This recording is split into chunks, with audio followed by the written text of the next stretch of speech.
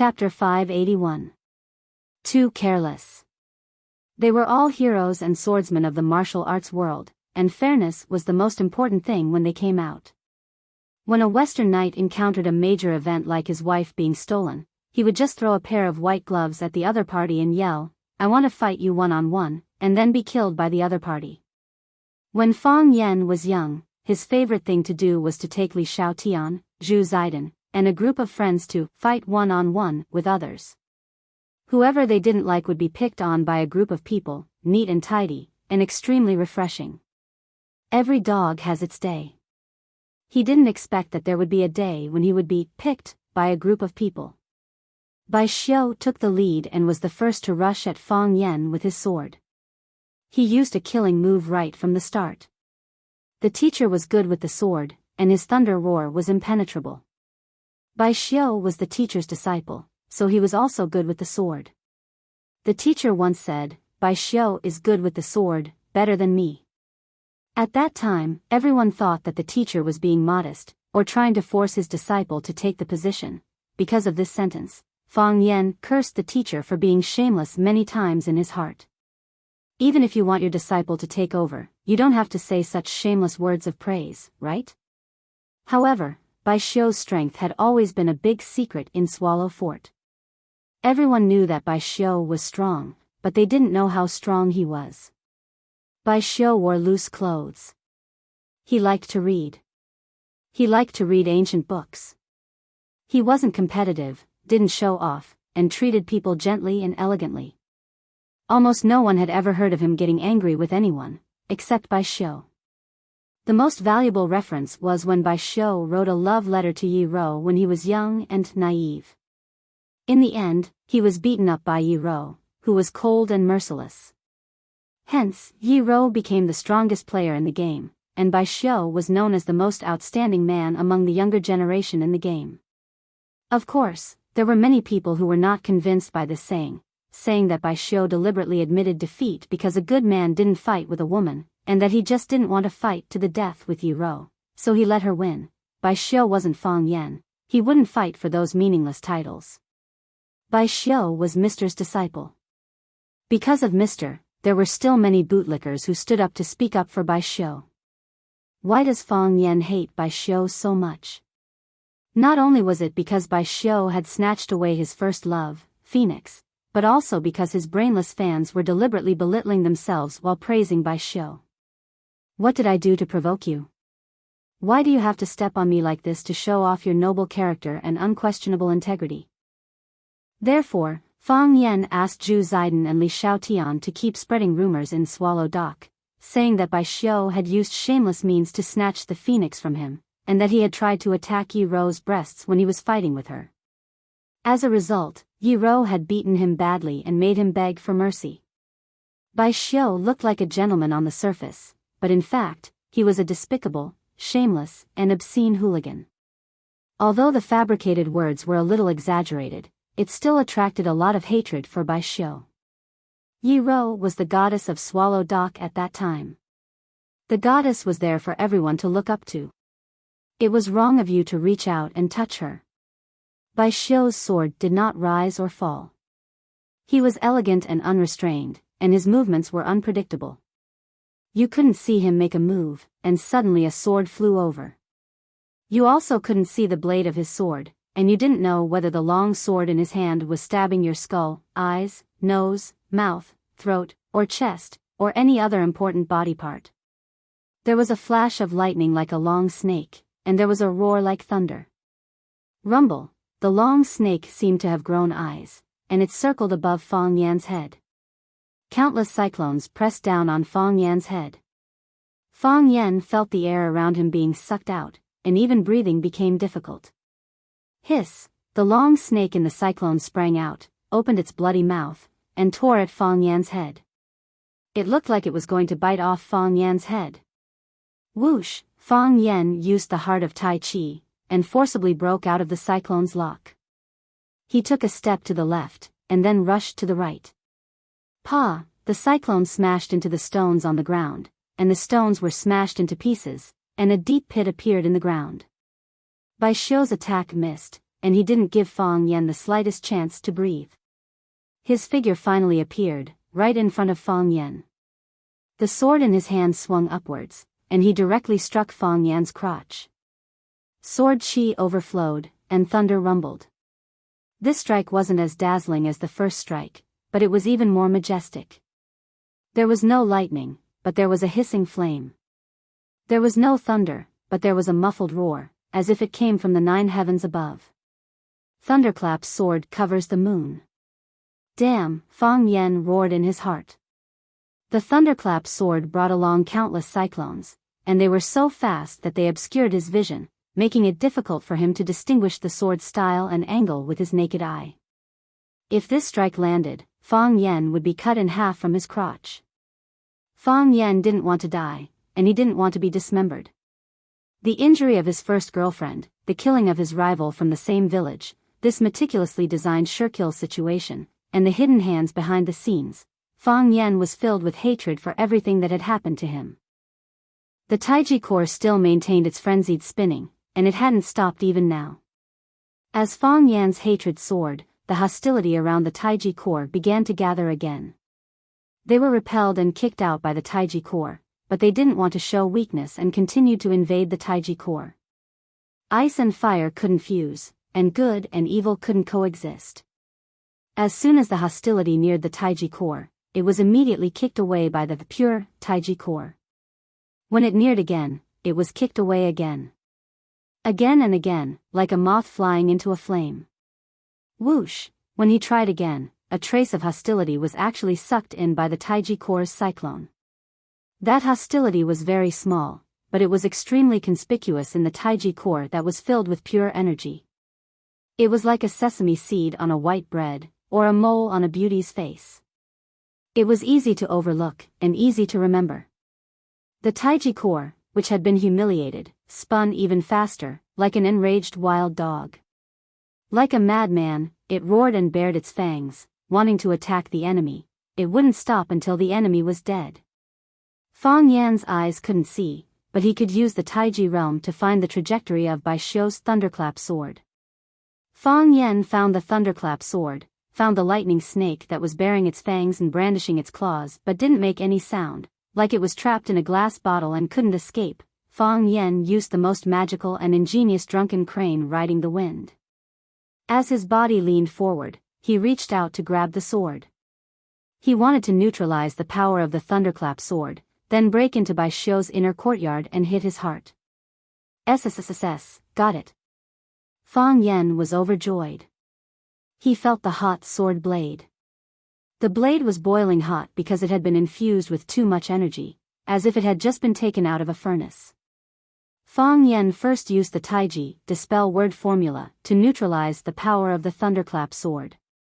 Then, he used the Taiji absorb word formula and entangle word formula at the same time. After flipping his wrist dozens of times, he successfully snatched the thunderclap sword from Bai Xiu's hand, a perfect empty-handed snatch of a white blade.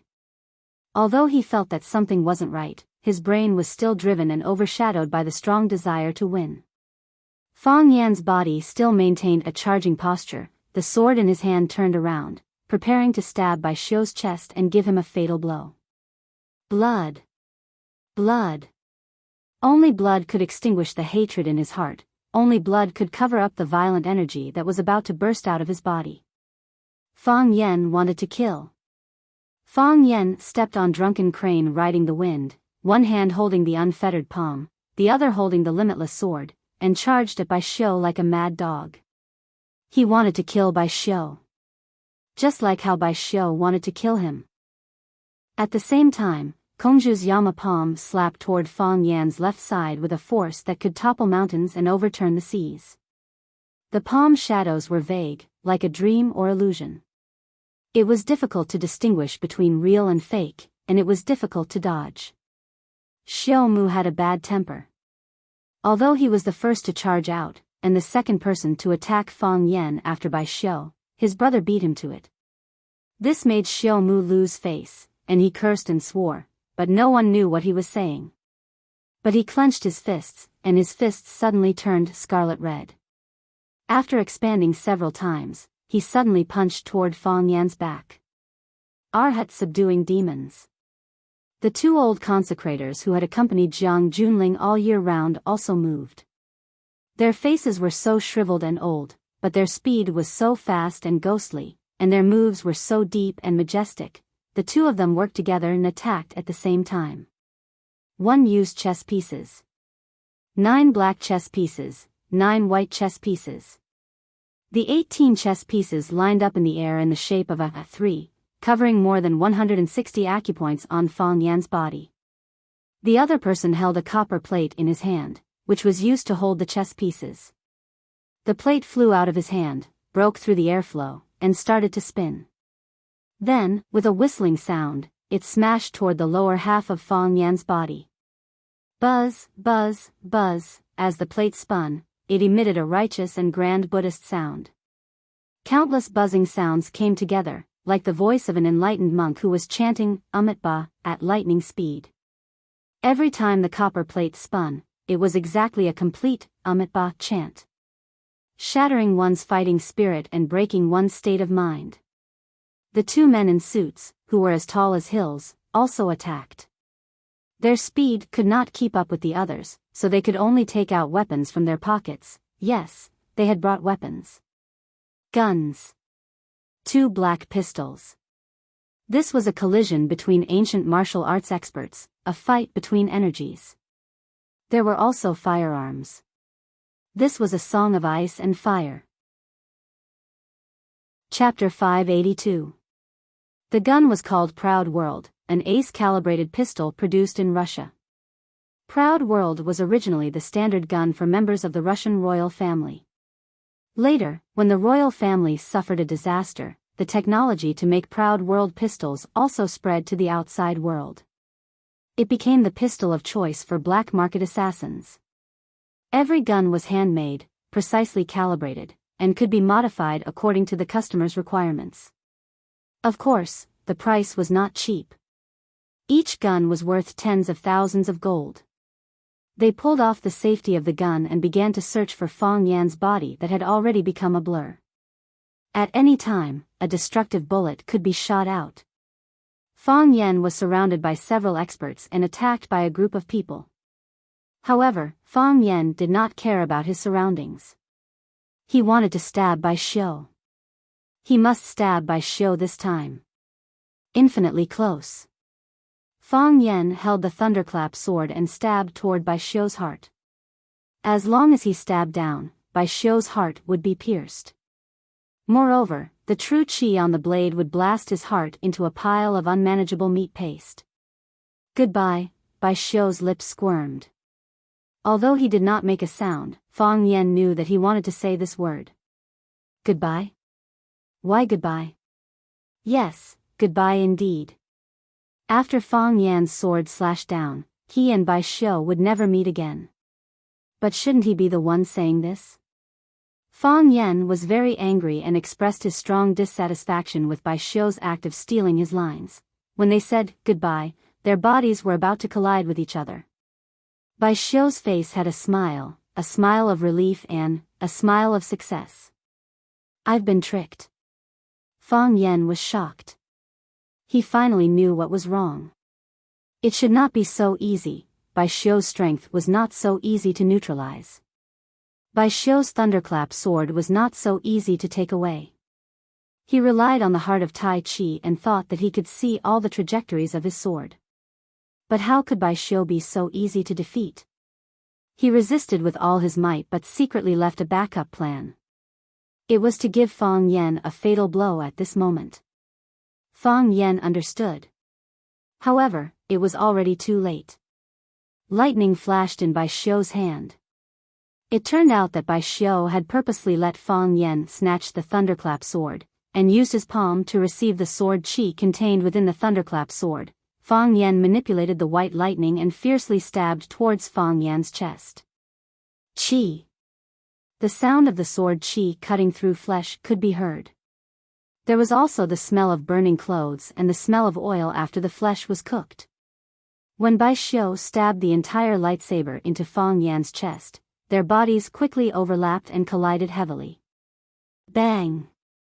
Just as Fang Yan's body was about to be sent flying, Bai Xiu pulled him back. Fang Yan endured the pain in his chest and wanted to stab the thunderclap sword into Bai Xiu's body according to his original plan. Whoosh! Bai Xiu flicked his wrist and the thunderclap sword leaped into his hand as if it had a life of its own. Fang Yan's strength had been greatly reduced in the battle with martial fanatic, and he had also repeatedly fought with Sword Monarch, Kongzhu, and the others. His spirit had been greatly reduced and he had not recovered until now. In terms of strength, he was no match for Bai Xiu at his peak. Whoosh! Bai Xiu flicked his wrist and drew out 7 fiery red sword flowers. The 7 sword flowers flickered with dazzling light, illuminating the faces of the people around them of all shapes and sizes. 7 flowers with 1 sword, a sword Dao Grandmaster. Bai Xiu is so young, yet he already has the cultivation of a sword Dao Grandmaster. The grey-robed man in the distance was full of amazement.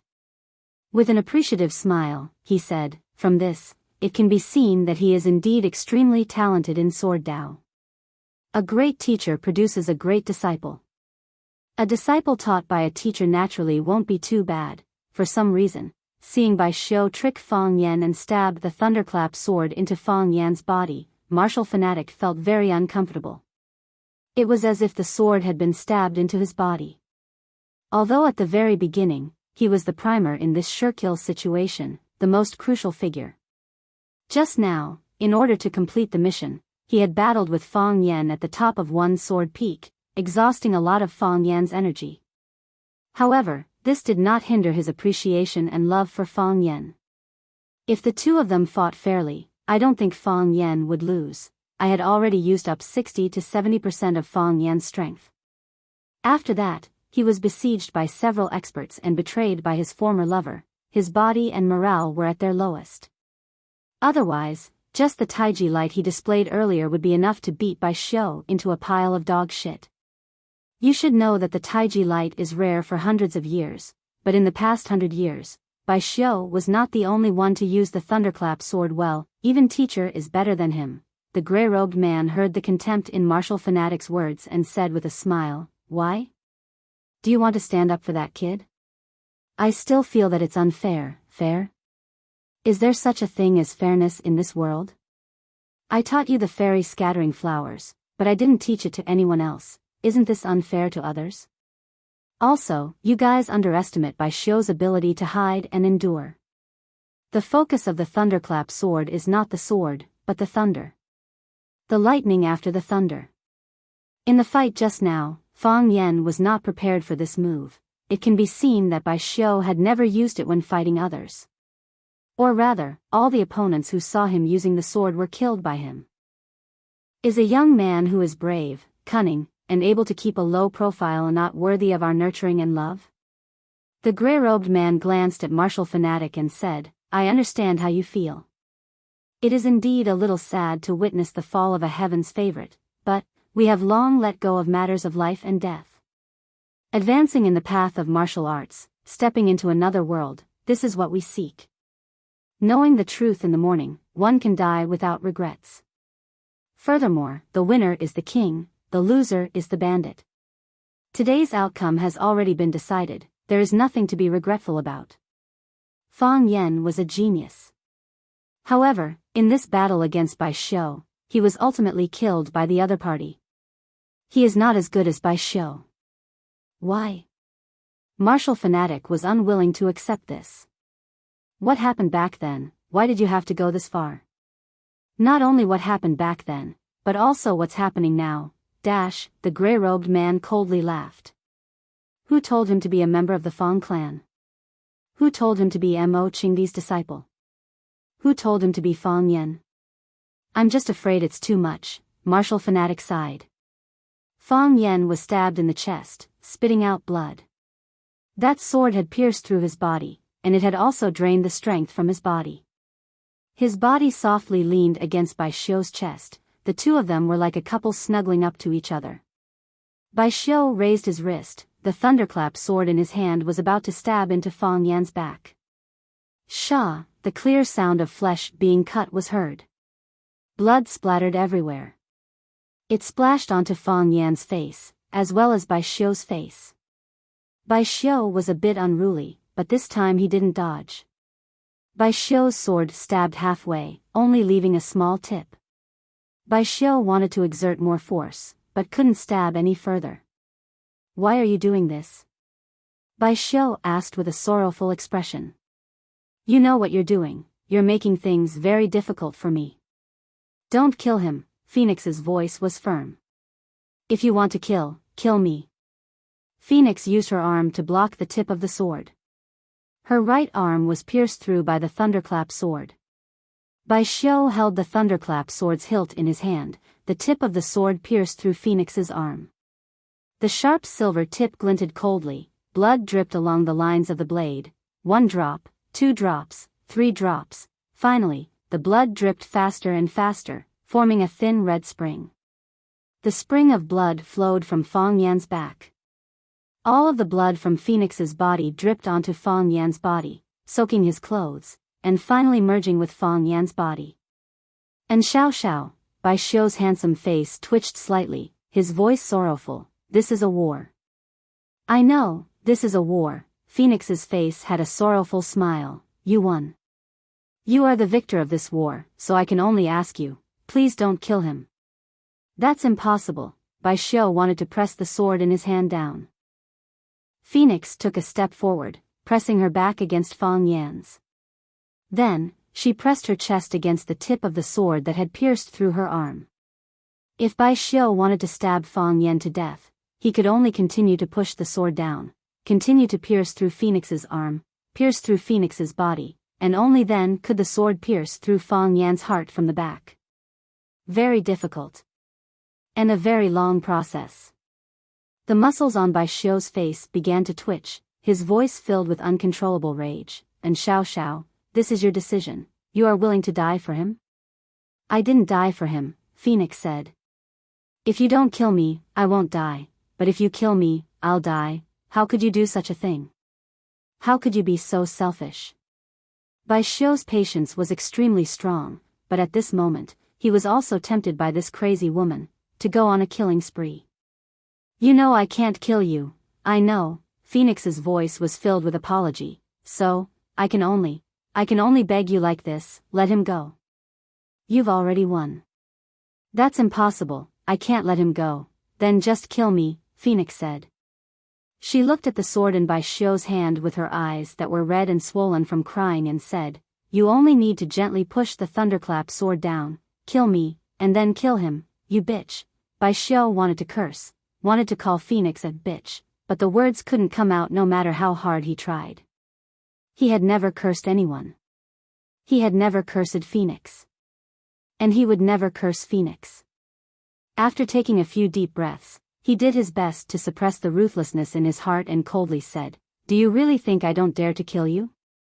If you kill me, it'll be a kind of," Phoenix said with a smile, "at least, the two of us will die together. This way, he won't be able to escape. When I was alive, I didn't get this kind of treatment." Chapter 583. The person I love the most hurts me the most. I don't have the right to choose. Tightly close the door to my heart, leaving behind a moment of tenderness. I'm afraid there's still a next life. Just like Zhang Yuxing's song, the person I love the most hurts me the most. If the person who attacked wasn't Bai Xiu, if the person begging wasn't Phoenix, how could such a painful and tangled scene have happened? Bai Xiu loved Phoenix, and it was because of this deep love that he was heartbroken by Phoenix's choice at this moment. Phoenix knew that Bai Xiu loved her, and it was because she knew he loved her that she made such a crazy decision. Either release Fang Yan, or kill her and Fang Yan together. Good people are human, bad people are human. Good people have feelings, bad people have feelings. Good people will be sad, bad people will be sad.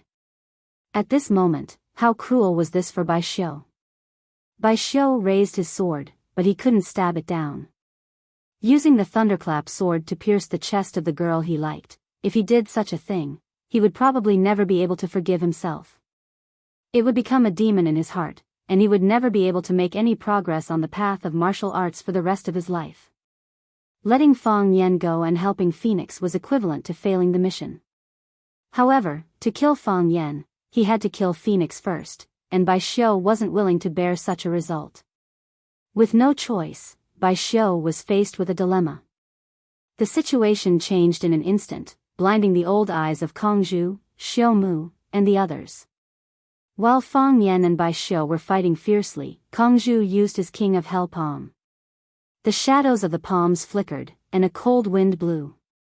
He struck out 81 palms in a row, each one aimed at vital acupoints on Fang Yan's body. However, before his palms could touch Fang Yan's body, Fang Yan was already lying in Bai Xiu's body. This was the difference in realm. Fang Yan and Bai Xiu exchanged a few quick blows. When Bai Xiu delivered the Thunderclap sword to Fang Yan's hand and received the Thunderclap sword energy that pierced through Fang Yan's body, Diabolo's move had just begun to show its power. In other words, Fang Yan and Bai Xiu's speed were several times faster than the others. Others could strike 3 times in a second, but the two of them could strike 30 times. However, when they hit the spot where Fang Yan was standing, all they could hurt was an afterimage. Xiu Mu's Arhat subduing demon fist also struck out at the same time. Fiery red clouds tore through the space, burning the air until it sizzled. The 18 chess pieces kept changing shapes in the air and finally turned into a pair of flying wings. Their wings flapped towards Fang Yan's Tianhai, Qitu, Lingshu, Yuhai, and other major acupuncture points. But by the time they landed, Fang Yan's body had already changed countless times. The chess piece would cut through the air and hit a tree trunk or a rock. Whoosh, whoosh, whoosh, the chess piece passed through the tree trunk and continued to fly, disappearing into the rock. Everything was settled. When the two men in black caught Fang Yan's body with their proud spears and aimed at Fang Yan's head, Fang Yan had already collapsed weakly on top of Bai Xiu's body. The proud spears didn't fire any bullets. In the eyes of the two big men in black, Fang Yan had completely lost the ability to fight. There was no point in firing any more bullets. Moreover, the proud spear's bullets had extremely strong piercing abilities. If they pierced through Fang Yan's head, it would be a matter of course. If they accidentally pierced through Bai Xiu's body as well, then they would have to bear the consequences when they returned. The two men in black looked at each other and put away the proud spears in their hands. Obviously, Bai Xiu had already taken control of the situation. What they needed to do was to witness Bai Xiu's victory. They were also a little stunned in their hearts. They didn't expect Bai Xiu, this pretty boy, to be so skilled. They were all hardcore confidants of Jiang Junling and knew that Jiang Junling usually thought highly of himself and rarely really paid attention to anyone. When they saw Jiang Junling treat Bai Xiu with great courtesy, they were still a little unconvinced. They felt that the young master was being unfair to them. From the looks of it, the general's order was still very meaningful. Kongzhu stopped moving and didn't attack Fang Yan for no reason. Although Xiu Mu was full of unwillingness, he could only vent his anger on the rocks and trees under his feet. One of the old men in black robes put away his copper plate, and the other old man in black robes also stopped waving his chess pieces that could take someone's life. Everyone stopped and waited for Bai Xiu to end this battle. Everything would be over with just a light strike of the sword. Bai Xiu was the final victor, and this glory belonged to him alone. For Bai Xiu, this test had only just begun. He couldn't stab that sword. He could kill Fang Yan, but he couldn't kill Phoenix, the woman he deeply loved. This is the last time, Bai Xiu said in a low voice. Are you going to let him go? Phoenix asked with a face full of surprise. This is the last time I'll allow you to use this method to force me, Bai Xiu said. If a man wants to do something, a woman shouldn't interfere. That will make things difficult for the man. Although I like you very much, you can't use my love for you to threaten me. This makes me feel like a pitiful person. I'm sorry, Phoenix said with teary eyes. She knew that she had let down Fang Yan, and even more so, Bai Xiu. Her choice had hurt two people at the same time, one to the point of death, and the other to a life worse than death. See, you're saying sorry again, Bai Xiu smiled bitterly. Looks like you want to do something that will let me down again. As Bai Xiu spoke, he suddenly pulled out the long sword in his hand. Whoosh, the long sword brought out a flower of blood. The hole in Phoenix's arm was no longer blocked, and blood gushed out even more wildly. The blood splattered, staining Bai Xiu's clothes and Fang Yan's pale cheeks. Because of the excessive blood loss, Phoenix's body was getting weaker and weaker. When the long sword was pulled out of her arm, it also drained the remaining strength in her body. Her knees gave way, and she almost fell to the ground. But she held on. Fang Yan was not out of danger, and Fang Yan's life was still uncertain, so she couldn't faint, and definitely couldn't die. Bai Xiu, Phoenix panicked. Don't. Bai Xiu pulled out the long sword and had the chance to stab Fang Yan again. She couldn't let Bai Xiu hurt Fang Yan. She couldn't let Bai Xiu stab Fang Yan to death. Phoenix's arm was in so much pain that she couldn't lift it, so she could only use her body, her full chest, to take the initiative to receive Bai Xiu's thunderclap sword. If thunderclap was stained with her blood, Bai Xiu wouldn't be able to let it drink Fang Yan's blood, right? At least, she created a chance for Fang Yan. Fang Yan's body leaned weakly against Bai Xiu's chest, and it was precisely because of this that he could still stand after enduring Bai Xiu's murderous sword aura. Fang Yan's eyes were tightly shut, and the strength in his body had been drained. Consecutive battles, one conspiracy after another, had exhausted him both physically and mentally. What Bai Xiu stabbed into Fang Yan's body wasn't a long sword, but a sword aura that carried the power of thunder and lightning. The sword aura exploded inside his body, and his 5 viscera and 6 bowels and other vital organs were seriously damaged. His eyes were drowsy. He opened them again and again, and then closed them again and again. If he could die like this, it would be a kind of release. However, Fang Yan couldn't die. Although his body had no strength, although he couldn't open his eyes, his mind was still clear. He knew what was happening outside, and he could clearly hear the conversation between Bai Xiu and Phoenix, because he was so close to them, lying in Bai Xiu's arms, and then back to back with Phoenix. Their bodies were so close, but their hearts were so far apart. That idiot woman, that stupid woman, that selfish and unafraid of death, that cunning woman who was brave enough to sacrifice herself, that woman whom he hated to the bone, that unforgettable first love. This was a war, but she chose him at the end of it. She put her back to him, used his arm to block Bai Xiu's thunderclap sword, and said, "If you kill me, it will be a kind of help." She wanted to die with him, and she was willing to die with him. But, why? Because of love? If it was because of love, why wasn't she willing to accept his feelings in the beginning? If it was because of love, why didn't she warn him in advance? If it was because of love, why did she participate in this sure-kill situation? Did she know that her appearance had already killed him once? It should be because of love. If not, why would she do such a thing to protect him? It should be love, right? If it wasn't love, why would she accompany an insignificant person to die? She loved me? Until now, Fang Yan couldn't believe this fact. Bai Xiu, let Fang Yan go, let Fang Yan go, Phoenix cried bitterly. This time, I'm sorry, I'm willing to use everything I have to make it up to you. Don't you want to marry me? Let's go back and get married, find a place with no one and live in seclusion. If you like Swallow Fort, we'll live in Swallow Fort for the rest of our lives and never come out again.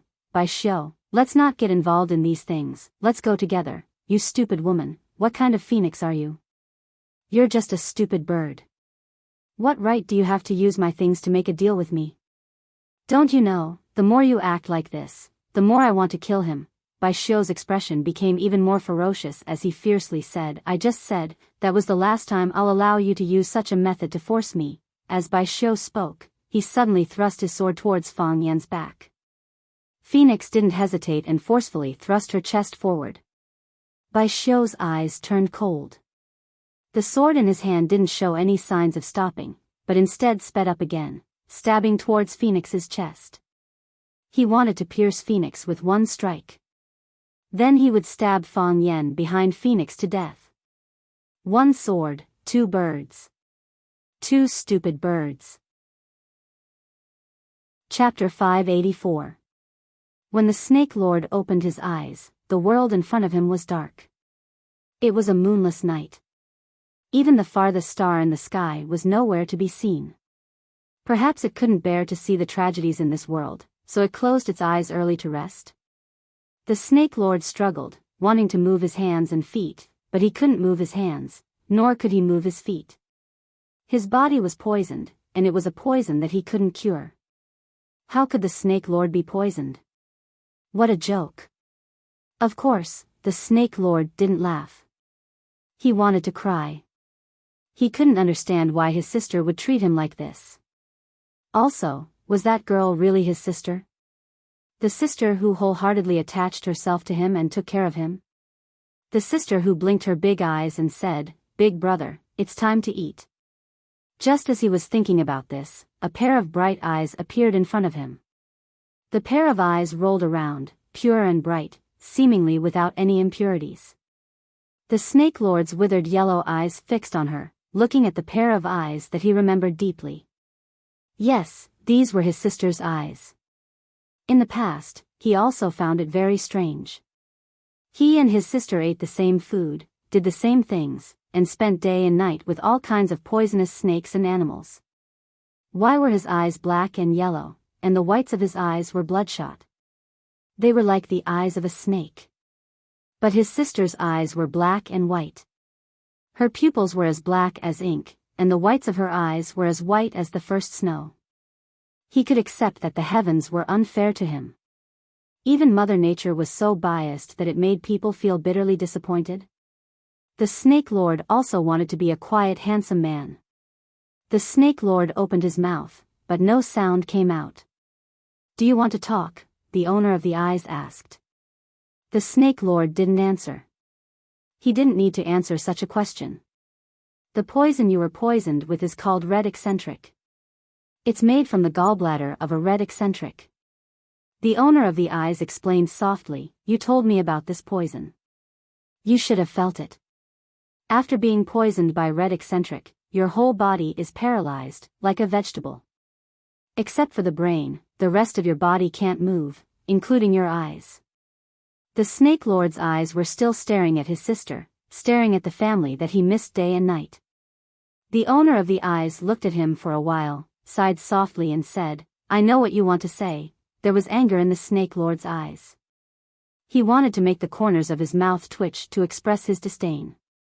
However, he couldn't even do such a trivial action. How could she know what he wanted to say? Even he didn't know what he would say, so how could she know? Could she understand the pain and helplessness of watching one's only family being kidnapped and ordered around by others? Could she understand the indignation and humiliation of begging for a trade when one's life was about to end after failing a mission? Could she understand the cruelty and yearning of crying and begging her opponent to take her snake's eye and turn her into a snake slave without freedom and soul? The king of the snake species was still a king. Which king was not proud? "I sacrificed everything and sold myself as a slave because I was concerned about your safety and longed for your gentleness. I wanted to live to see you one last time. Do you know all this? If you knew, why did you kill your brother when you met him again? I have raised countless snakes and developed countless poisons. I often test the poisons on my own body, but have I ever hurt you?" It was as red as blood, and his heart was also bleeding. The Snake Lord felt sad, and his heart was throbbing with pain. Although many people thought that they had no heart. The owner of the eyes saw the change in the Snake Lord's eyes and said, "I know you are angry, and I am angry with myself. I shouldn't have done this. I should have told you in advance, but I was worried that you wouldn't listen to me. I had no other choice. No other choice." These 4 words were so heartless, shameless, and irresponsible. Just because you said no other choice, you poisoned your brother? When you were kidnapped, I had better choices, such as running away or hiding in the mountains, but I chose to listen to their orders and became a cruel killer. When I was defeated, I could choose to die or jump into the river, but I chose to sacrifice my eyes and become a snake slave. Slave. It was an insult to the snake monarch race that the snake monarch race was reduced to such a title. But, he did it without hesitation. I can say that I had no other choice, but did I say that? You know, our natural enemies are those snake catchers, the owner of the eyes continued. I was hunted by the snake catchers. They should have dug out my eyes, but they didn't do that. They could have destroyed me, but they didn't. They trusted me and gave me freedom. The Snake Lord wanted to laugh. Although he looked uglier when he laughed than when he didn't laugh. But he couldn't raise the corner of his mouth, and his face didn't show any extra expression. He was like a zombie. The only expression he could make was an expressionless face. In order to save you, I dug out my snake eyes and gave them away. Someone kidnapped you and only kept your snake eyes. Then, you became someone else's loyal servant. How cruel was this world? How unfair was it?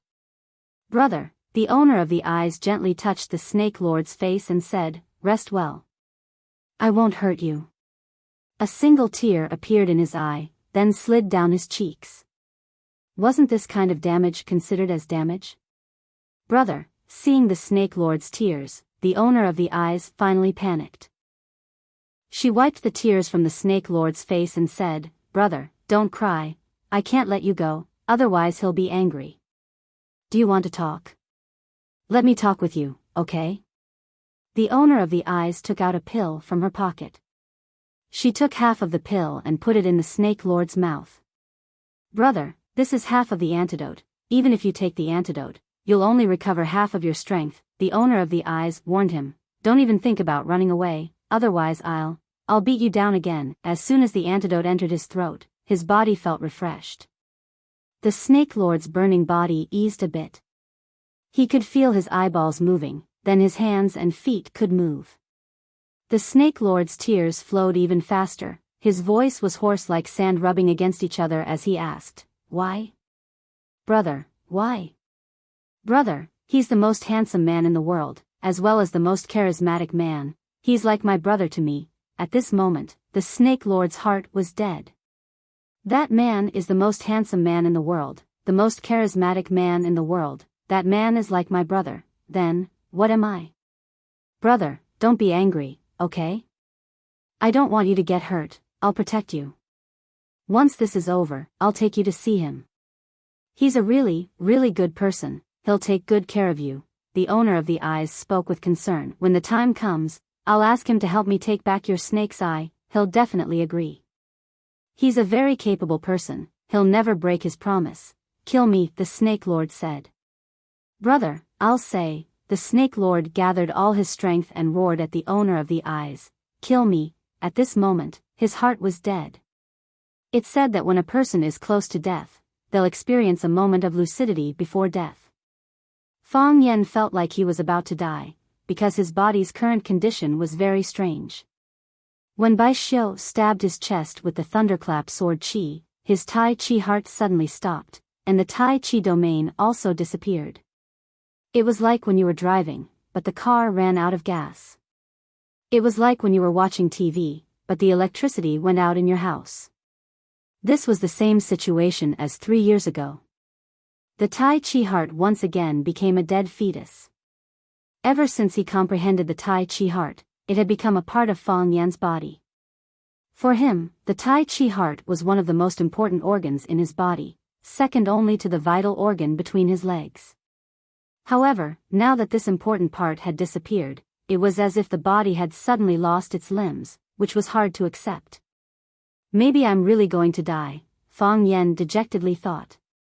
The elders of Swallow Dock were right, I'm still not as good as Bai Xiu. While Fang Yan was in complete despair, the Tai Chi heart once again spun. When the Tai Chi heart died, the extreme yang energy quickly decreased and disappeared. The core of the Tai Chi heart lost its ability to resist, and the vicious and violent energy that had gathered around the Tai Chi heart in the past instantly filled the core. The Tai Chi heart spun again, and it was even more violent than before. It was like a tank without brakes, more like a plane that had lost control. Rumble, they whooshed, carrying a faint crimson glow. Fang Yen could clearly see that his Tai Chi heart had turned black. A black Tai Chi heart, this was the first time Fang Yen saw it. And the first time he knew of its existence. Black Tai Chi. Whoosh, the sword in Bai Xiu's hand stabbed straight at Phoenix's chest. Stabbed at her heart. Help her, let her die together with the person she loved. Fang Yen, Phoenix closed her eyes in despair, subconsciously calling out Fang Yan's name. She knew that she was really going to die. There was a smile of relief on her face. The feeling of death was really good. Whoosh, Bai Xiu's sword pierced through Phoenix's chest. Chapter 585. I'm sorry, Bai Xiu said these 3 words in his heart. He didn't like Phoenix saying these 3 words to him, because when Phoenix said sorry, she would really do something that would let him down. He also had to say sorry, and he also had to do something that would let Phoenix down, so he said, I'm sorry. Bai Xiu closed his eyes in pain. Phoenix and Fang Yen were childhood sweethearts, so how could he and Phoenix not be childhood sweethearts? Although Phoenix and Fang Yen spent more time together when they were young, Phoenix spent more time with him after becoming sensible. After becoming his girlfriend, the time she spent with Fang Yen could be counted on one hand. Bai Xiu was a smart person.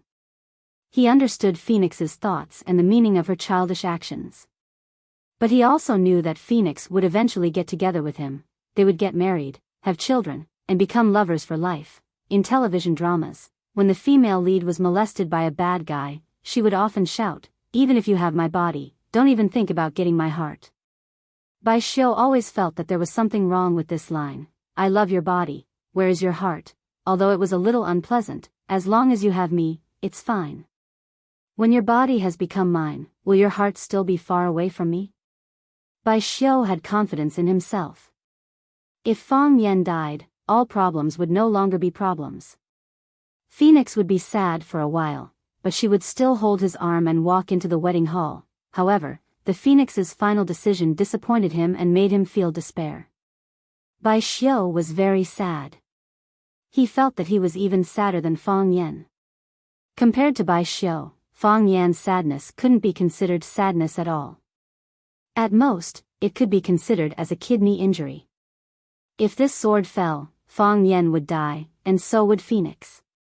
Bai Xiu believed in the sword in his hand. His thunderclap sword rarely appeared, and when it did, it never missed.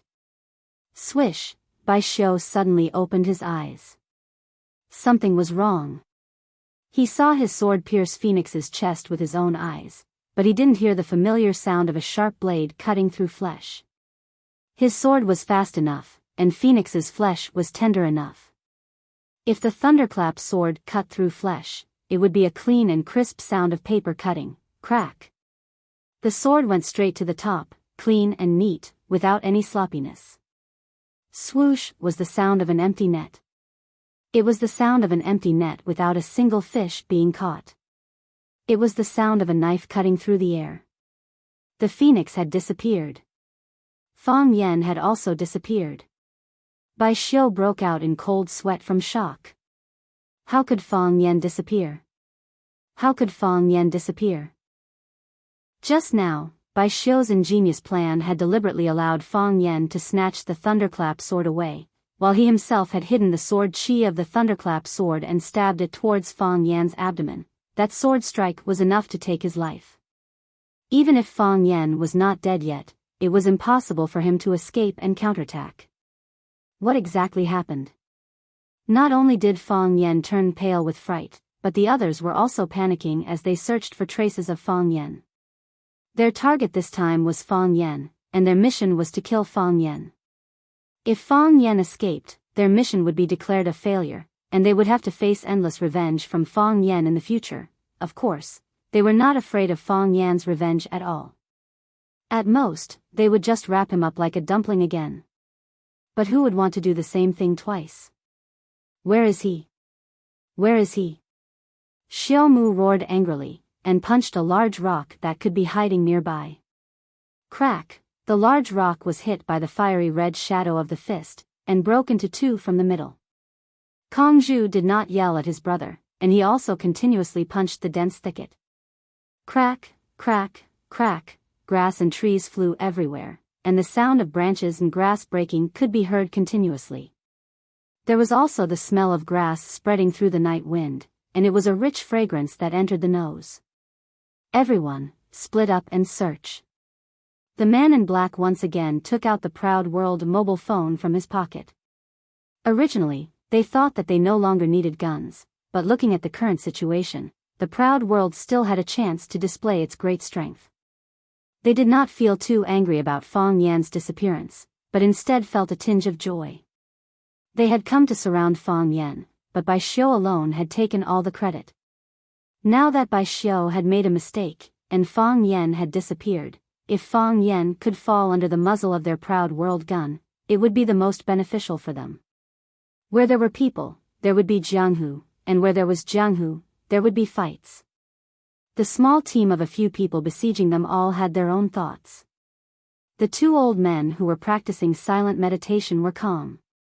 After scanning the night sky, their eyes stopped on a slightly protruding rock. Whoosh, a piercingly cold gust of wind swept past, and a black figure appeared on the protruding rock.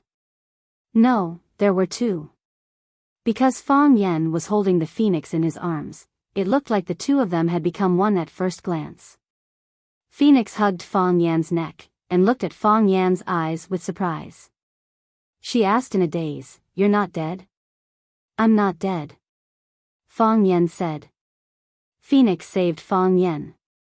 When Bai Xiu was about to stab Fong Yan's heart, Phoenix stepped forward and used her body to block Bai Xiu's thunderclap sword.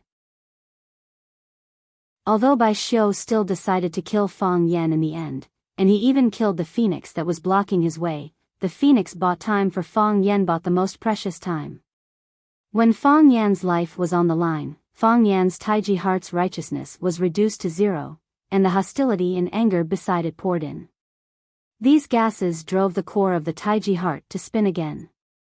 However, this time, the Taiji heart was no longer white or green, but black. It was pitch black, so black that it was like the night, like a black eyeball. The black gas saved the Taiji heart, reviving it again.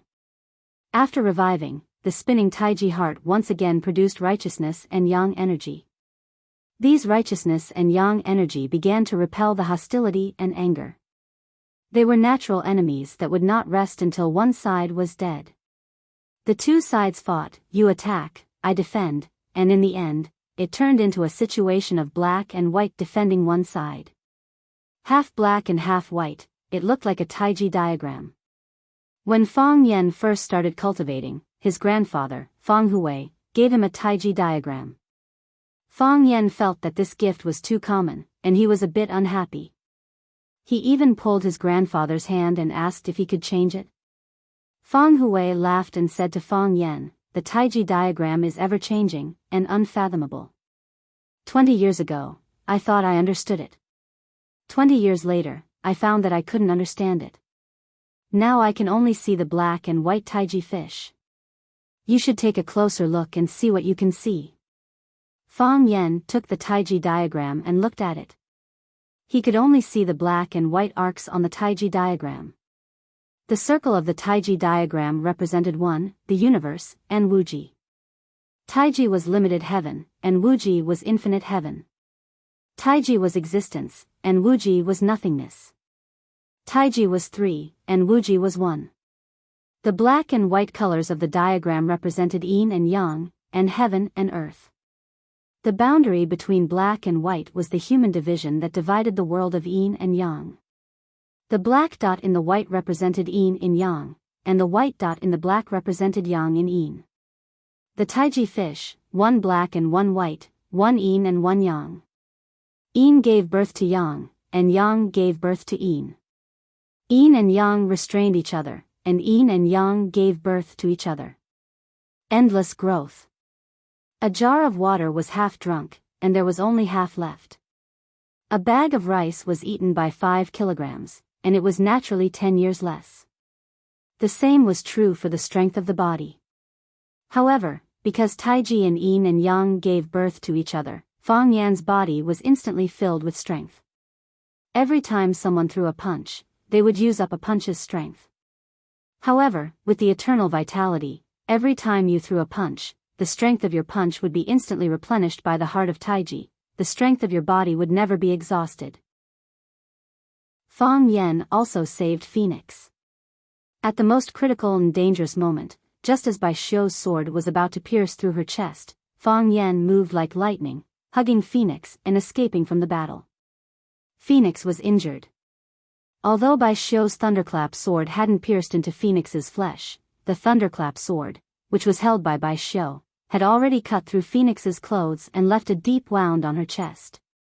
A long and thin hole had appeared on Phoenix's chest, and fresh blood was spurting out of the hole. Phoenix's black night clothes had turned brownish red, wet and sticking to her flesh. Because the hole was too big, even the bra strap connecting the two pieces of her underwear had been cut. A large piece of snow-white skin was exposed to the air, and 2 lumps of pink flesh were faintly discernible in front of Fang Yan's eyes. Phoenix's body was exhausted, and her life was in danger. However, when she landed, no, she hadn't landed, her body was still in Fang Yan's embrace. The moment she escaped danger, she asked Fang Yan with a face full of surprise, "You didn't die?" At that time, she didn't even know if she was dead or alive. Fang Yan looked at the wound on Phoenix's chest and frowned, saying, "I didn't die. Not only will I not die, I will also live well, very well." As Fang Yan spoke, the hand supporting Phoenix's back was transferring Taiji energy into her body, which could extend her life force and help her quickly recover her strength. His other hand fumbled in his robe, and he took out a small black bottle from his pocket. With a flick of his finger, the cap of the small bottle flew out. Then, he poured all the medicinal foam in the small black bottle onto Phoenix's wound, layer after layer. His voice was calm, but with a hint of killing intent, and he said with a smile, "Those who want me dead, I will make them die a horrible death." Chapter 586. Fang Yan glanced at Bai Xiu, Kong Zhu, and the others, and said, "What you owe me, I will take it all back with interest. Who wouldn't be stabbed in the Jianghu? You can't always be stabbed in the Jianghu." Fang Yan had just been stabbed, and now he wanted to stab others a few times. Of course, Fang Yan was not a reckless idiot who sought death. Every word he said was carefully thought out. For example, when he said, "Those who want me dead, I will make them die a horrible death," he had already secretly checked his body and secretly tried to circulate his qi several times. He felt the abnormality of his body and knew that he was full of vitality and strength. The heart of Tai Chi rotated more smoothly than before, but it was also more majestic.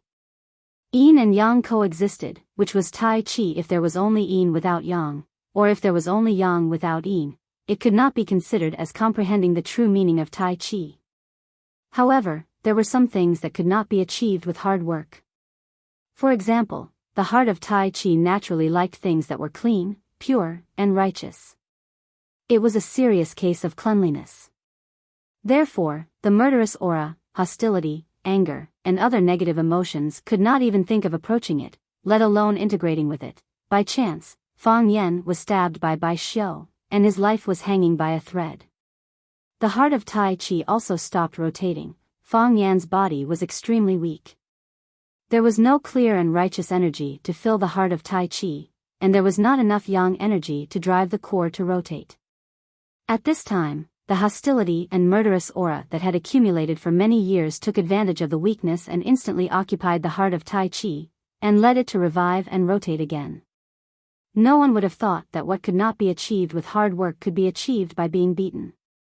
If the previous Fang Yan was Iron Man who could only fight with batteries, the current Fang Yan was Ultraman who had been armed with eternal energy. Therefore, Fang Yan wanted to take revenge. Revenge on Bai Xiu, revenge on Kong Zhu, revenge on Blade King, revenge on Xiu Mu, and revenge on all the people behind the scenes who had set up this fatal trap. He wanted to take revenge on all those who wanted to kill him. This was something he had to do, and this was something a man absolutely had to pursue. "Fang Yan, hurry up and leave," Phoenix hurriedly said. There are too many of them, and they're too powerful. The real mastermind hasn't even appeared yet. You can't defeat them. Are there more powerful people hiding inside? Fang Yan asked. Yes. Phoenix nodded firmly. Fang Yan, you're no match for them. Your power alone is too weak, Fang Yan sneered and said, if you fight, you can win. If you don't try, how do you know you can't? These people tried to kill me, I won't let them go so easily. If I don't do anything, can they still be considered men? As Fang Yan spoke, he carried the phoenix and flew towards the foot of the mountain. His legs ran so fast that he looked like a rabbit being chased by a shotgun. Oh, God, his body was flying. Everyone was dumbfounded. This kid had been yelling and screaming for half a day. He was so passionate and fearless, yet he just ran away with his butt in the air. That kid ran away. Xiao Mu opened his mouth wide and shouted. That kid ran away. Kongzhu roared and yelled, chase. We can't let him get away like this. With that, he took the lead and chased after Fang Yan's butt. Two black-clothed men held proud world pistols and fired at Fang Yan's receding figure. Each of them fired twice, but Fang Yan didn't run in a straight line. He darted left and right, up and down, looking like a mischievous ghost. Chase. The black-clothed men held their spears and chased after Fang Yan. The two old men who practiced silent meditation were silent, but they kept watching Fang Yan's movements. When they saw Fang Yan carrying the phoenix and running away, they reacted immediately. On the other hand, Bai Xiu's reaction was slower. Bai Xiu held the thunderclap sword and stood in place. He looked in the direction of solitary sword peak and sighed softly, 1 life, 2 luck, 3 feng shui. Looks like your father buried a good feng shui. Bai Xiu's long robe flapped and he dashed forward like lightning. Tonight, Fang Yan must die. Fang Yan ran very fast, very fast. He knew that he was full of energy now. He felt that he could defeat several people on his own. He even felt that he could wipe out a group in one go. If he was bullied, he would immediately be bullied 10 times or 100 times more. Shouldn't a man be so ruthless and domineering? Shouldn't blood for blood and a tooth for a tooth be like this? Shouldn't he take revenge on the spot and not let the hatred linger overnight? However, Fang Huohua was Fang Huohua. He always knew what he wanted the most. What he wanted the most now was to survive. As long as he lived, so did the phoenix. If Fang Yan chose to stay, he would have to face Bai Xiu, who he still didn't know his limits. He would have to face the strange brothers Diablo and Xiu Mu. He would have to face the pair of unfathomable old men. He would have to face the proud pistol. Most importantly, Fang Yan believed the phoenix's words. The phoenix said that the real culprit behind the scenes hadn't appeared yet. There were even more powerful experts who hadn't made a move. There were too many of them. They were too powerful. What kind of power was hidden behind the darkness? Fang Yan was a smart person. Smart to the point that he often lost his backbone. For example, at this time, Fang Yan should have fought with them without fear of death. He should have killed everyone who tried to harm him. Didn't that sound like an invincible hero? However, Fang Yan ran away shamelessly. He had to run. Because he didn't know how many people were hiding in the darkness. He didn't know what kind of people were hiding in the darkness. If he could defeat those people, it would naturally be a good thing. If he couldn't defeat those people and was surrounded by them again, his backbone would turn into foolishness. Fang Yan didn't do things that he wasn't sure of. He also wouldn't risk his life. Because he knew better than anyone what the meaning of his life was and how many people had placed their hopes on it. Living, only living was everything. It was never too late for a vile person to take revenge. A gentleman wouldn't retreat or give way. He would test his blood on the spot. Fang Yan admitted that he was a vile person. Fang Yan, the phoenix lay in Fang Yan's arms, feeling his steady and powerful heartbeat. She let the wind howl in her ears and said, Fang Yan, throw me away, put me down. That's impossible, Fang Yan said with a smile. You lied to me. I still haven't gotten my revenge. how could I let you go so easily?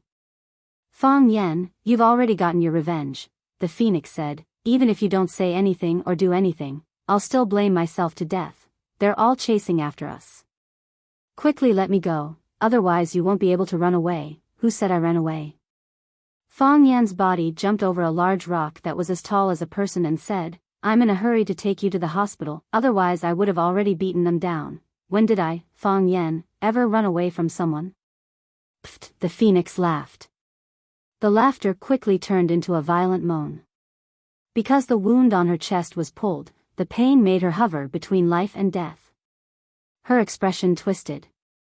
Shameless, the phoenix coquettishly scolded, you're still shameless. In the past, whenever Fang Yan said something witty, the phoenix would also act like this, pointing at Fang Yan's head and scolding him, shameless, you're still shameless. Unfortunately, that was a long time ago. Things remain the same, but people have changed. Don't talk anymore, Fang Yan said. Your talking will affect my speed. If that happens, we really won't be able to run. Fang Yan didn't turn around, but he could sense that someone was chasing after him. He even knew that there were a few people chasing after him. The one running at the very front was Bai Xiu. It was still Bai Xiu. Fang Yan was very familiar with Bai Xiu's presence and his running style. Just like how Bai Xiu was also very familiar with his escape route and running style. Fang Yan had already reached the foot of the mountain, still a few kilometers away from where he parked his car. Ho, Fang Yan stopped. Fang Yan put the phoenix down on a large rock on the side of the road, gently stroked her face, and smiled. Wait a bit, the phoenix grabbed Fang Yan's hand, her eyes as soft as water, and softly said, Fang Yan, I might not be able to wait. Even if you can't wait, you still have to wait. Fang Yan pretended to be angry. On TV, even if the female lead is about to die, they'll still say a few words to the male lead to say their goodbyes. Wait until I get rid of Bai Xiu, then we'll have a few words to say our goodbyes. Fang Yan, don't worry about me, hurry. Fang Yan naturally wouldn't leave, and he couldn't leave either. Bai Xiu was in hot pursuit. He had already caught up again. No, he wasn't chasing after him, he had already taken a shortcut to intercept him. Fang Yan would either have to jump off the cliff, or run back the way he came, back up the mountain. There was an interception in front, and a pursuer behind. Fang Yan was stuck between a rock and a hard place. Wait a bit, it won't be long. Fang Yan patted the back of the phoenix's hand, gesturing for her to let go. The phoenix squinted her eyes and smiled, asking, do you know why I'm called the phoenix? Fang Yan shook his head, saying, you never told me before, just tell me in a bit. Fang Yan stood up, once again facing Bai Xiu, who was standing at a high place with his sword. Ho! With a leap, Bai Xiu jumped down from the hillside that was dozens of meters high. His long robe fluttered in the wind, as if he was a celestial being. Bai Xiu looked at Fang Yan, who was in a sorry state, but whose eyes were still bright, and smiled. I'll tell you a secret, I have another profession, snake catcher. Snake catcher. Fang Yan's expression froze, his pupils turned bloodshot, and his eyes instantly turned blood red as he gritted his teeth. Then, my dad, he was killed by you? Chapter 587. Snake Lord's sister was called Wang Fang in the orphanage. It was the name given to her by the Fatso Dean. The Fatso Dean's surname was Wang. In order to express that she was a caring person and to let the outside world know that she was a family with the orphans, she gave all the children in the orphanage names like Wang Fang, Wang Chao, Wang Zhong, Wang Ling, etc. Because she was too careless, she even named the two girls Wang Yan and Wang Yan. Every time she screamed for Wang Yan, the two girls would look at her blankly, not knowing who she was looking for. After Snake Lord and Wang Fang escaped from the orphanage, Snake Lord only called Wang Fang little sister. Because he called her little sister for so long, he almost forgot her original name. But, at this moment, he suddenly remembered his little sister's name. Her name was Wang Fang. Kill me, Snake Lord used all the strength in his body and roared at Wang Fang. At this moment, he felt that living was the greatest torture. All of his efforts and sacrifices, his pursuit and goals, his happiness and faith, all collapsed at this moment. He didn't even know what was the point of living. If it wasn't for his little sister, he would already be a heartless dead man. Of course, Wang Feng wouldn't kill her brother because, in her heart, her brother was the second best man in the world, aside from that man. Wang Feng loved her brother a lot and was very grateful to him. If her brother didn't want to protect her, he wouldn't have offended the dean and escaped from the orphanage. If they didn't escape from the orphanage, they wouldn't have met their master and become monsters with poisonous snakes. Before they were kidnapped, her brother was her only family. "Brother, don't be angry." Seeing her brother like this, Wang Feng was a bit worried and hurriedly explained, "I don't want to kill you, it's because I don't want to hurt you, that's why I drugged you with Qi Hong and brought you here. Don't worry, when things are over there, I'll get the signal and let you go. I'll detoxify all the poison in your body. At that time, you can go wherever you want." "What are you doing?" Snake Lord's voice still carried a thick Xiangxi accent. He didn't usually speak, so he hadn't learned other languages. "You want to kill Feng Yan?" "I didn't kill him, they wanted to kill Feng Yan," the Snake Lord sneered. "Feng Yan is my master, he holds my snake's eye. If Feng Yan dies, I will also die. Is this what you mean by not harming me?" "No, brother, no." Wang Feng quickly shook her head and said, "He promised me that he would help me take back your snake's eye. He will help me retrieve your snake's eye before he kills Feng Yan. Besides, even if they kill Feng Yan, if Feng Yan doesn't have enough time to crush your snake's eye, you will still be fine. What if Feng Yan thinks that I have betrayed him? What if he squeezes my snake eye until it explodes before they kill him?" "Impossible. He's very powerful. He won't give Feng Yan a chance. He'll definitely do what he promised me. Others can't, but he can. Brother, just trust him like you trust me, just this once, okay?" Snake Lord's face was full of bitterness, his voice was very rustling, like a poisonous snake walking on the ground. "Who is he?" Wang Feng didn't answer. "You, like him?" "I like him." "You want to marry him?" Wang Feng waved her hand and said, "Brother, I won't, he's very excellent, so he won't like you?" Wang Feng's expression became sad. "He's only good to me, he treats me like a little sister." Snake Lord felt his chest become heavy, his heart was in so much pain that he couldn't breathe. "He's only good to you, he only treats you like a little sister, why are you so loyal to him?" Snake Lord tried his best to suppress the pain in his heart and looked at Wang Feng. "Little sister, come with me, it's too dangerous outside, let's go back to Xiangxi. We won't care about anything, we won't get involved in anything, we'll just raise snakes like before." "Brother, I don't want to go back," Wang Feng said. "What's in the mountains?" "There's nothing in the mountains. You want to watch TV, there's not even electricity." "Brother, I don't want to go back. We shouldn't live in the mountains, we should live in the city. We can live a better life." "Brother, trust me, I'll give you a better life. I'll buy you a house, I'll buy you a car, I'll take you to eat whatever you want. We should be like everyone else, like everyone else." Snake Lord looked down at himself and said with a bitter voice, "How can we be like everyone else? I'm Snake Lord, you're Snake Lord's little sister, we only know how to raise snakes. We can," Wang Feng said. "He'll help us. He'll help us settle down in the city, he'll help us get everything we want, as long as we're willing to listen to him and help him deal with some things." "Brother, you can't go back anymore. If you have a child in the future, what about your child? Will you let him raise snakes with you as well?" "Child?"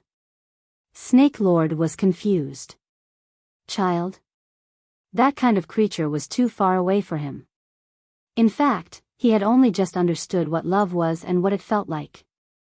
"Brother, we can't go back for the sake of our child," Wang Feng said with a firm voice. "Let's go back.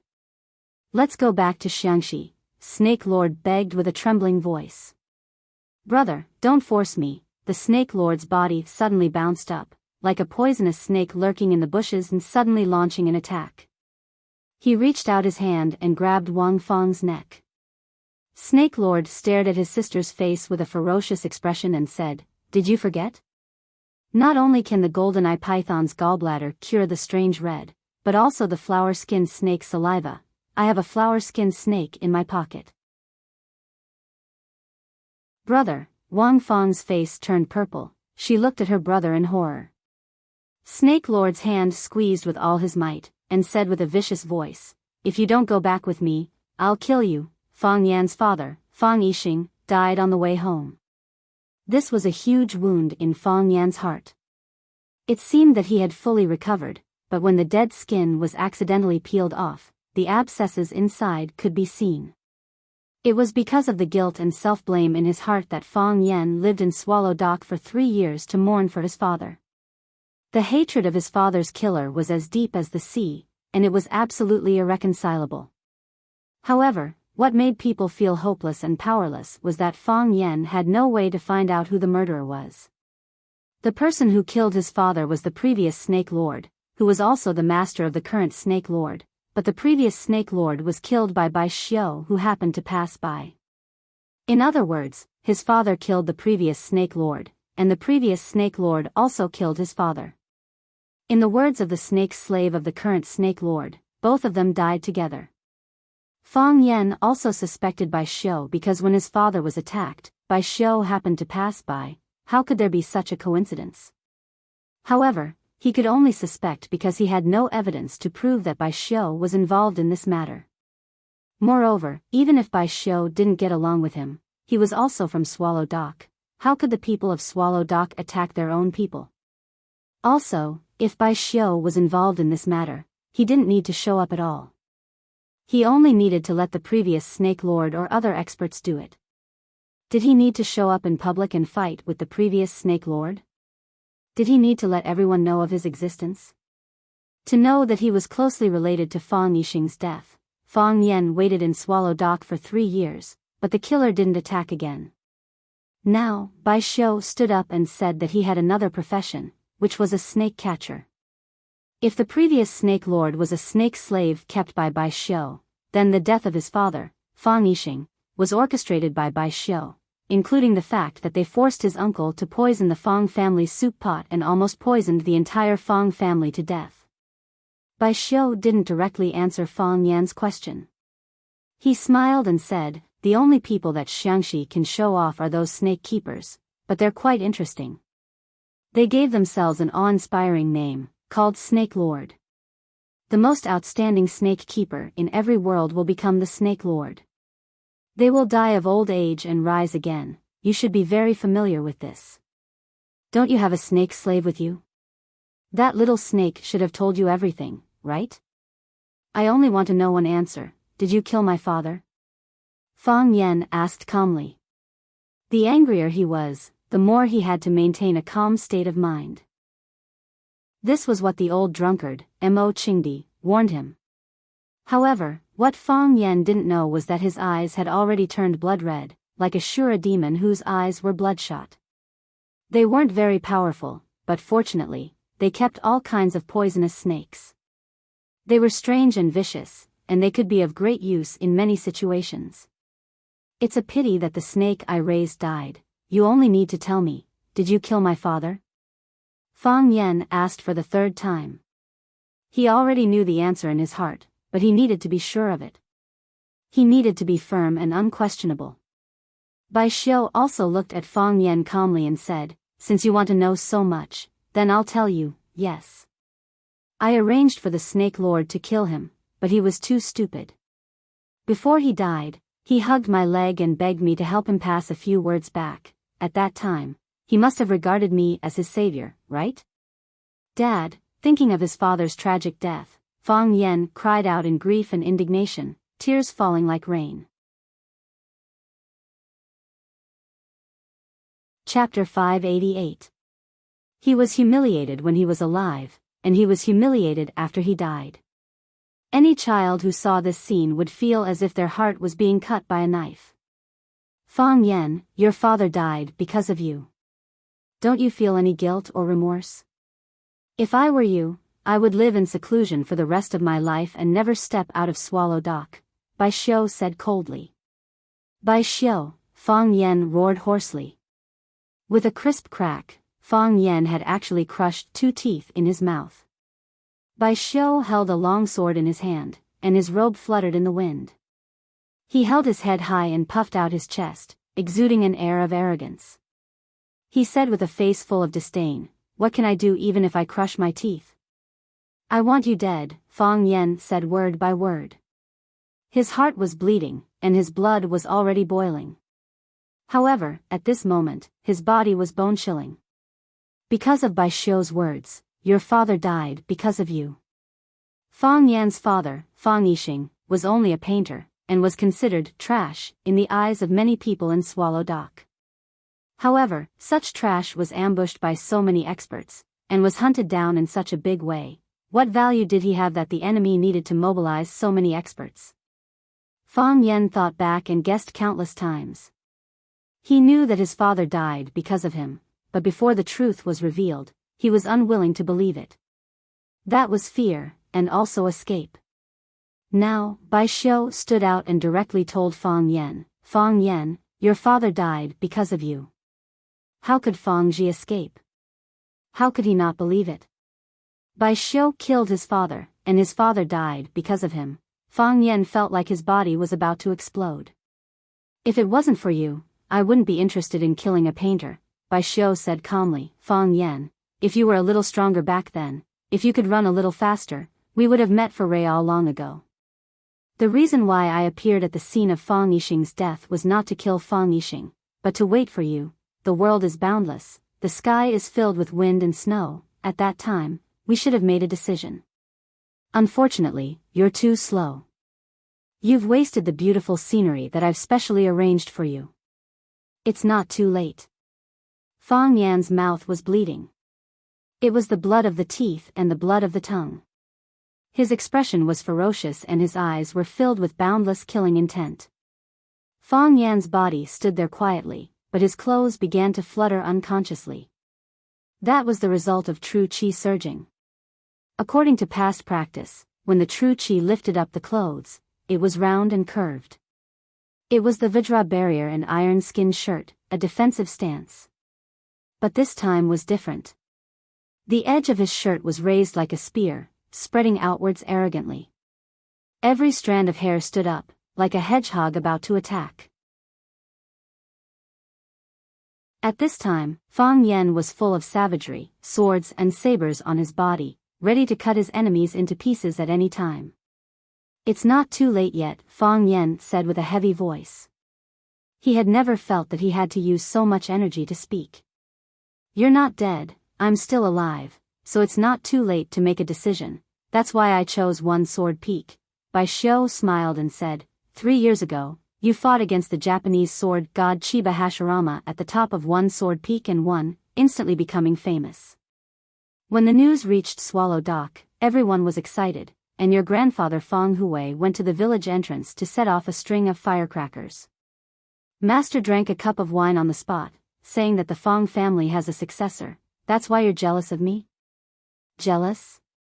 Bai Xiu smiled and said, "For people like us, if it's only because of jealousy, is it worth it to make such a big move?" "Then why is it?" "Because of benefits," Bai Xiu answered. "When have I ever destroyed your benefits?"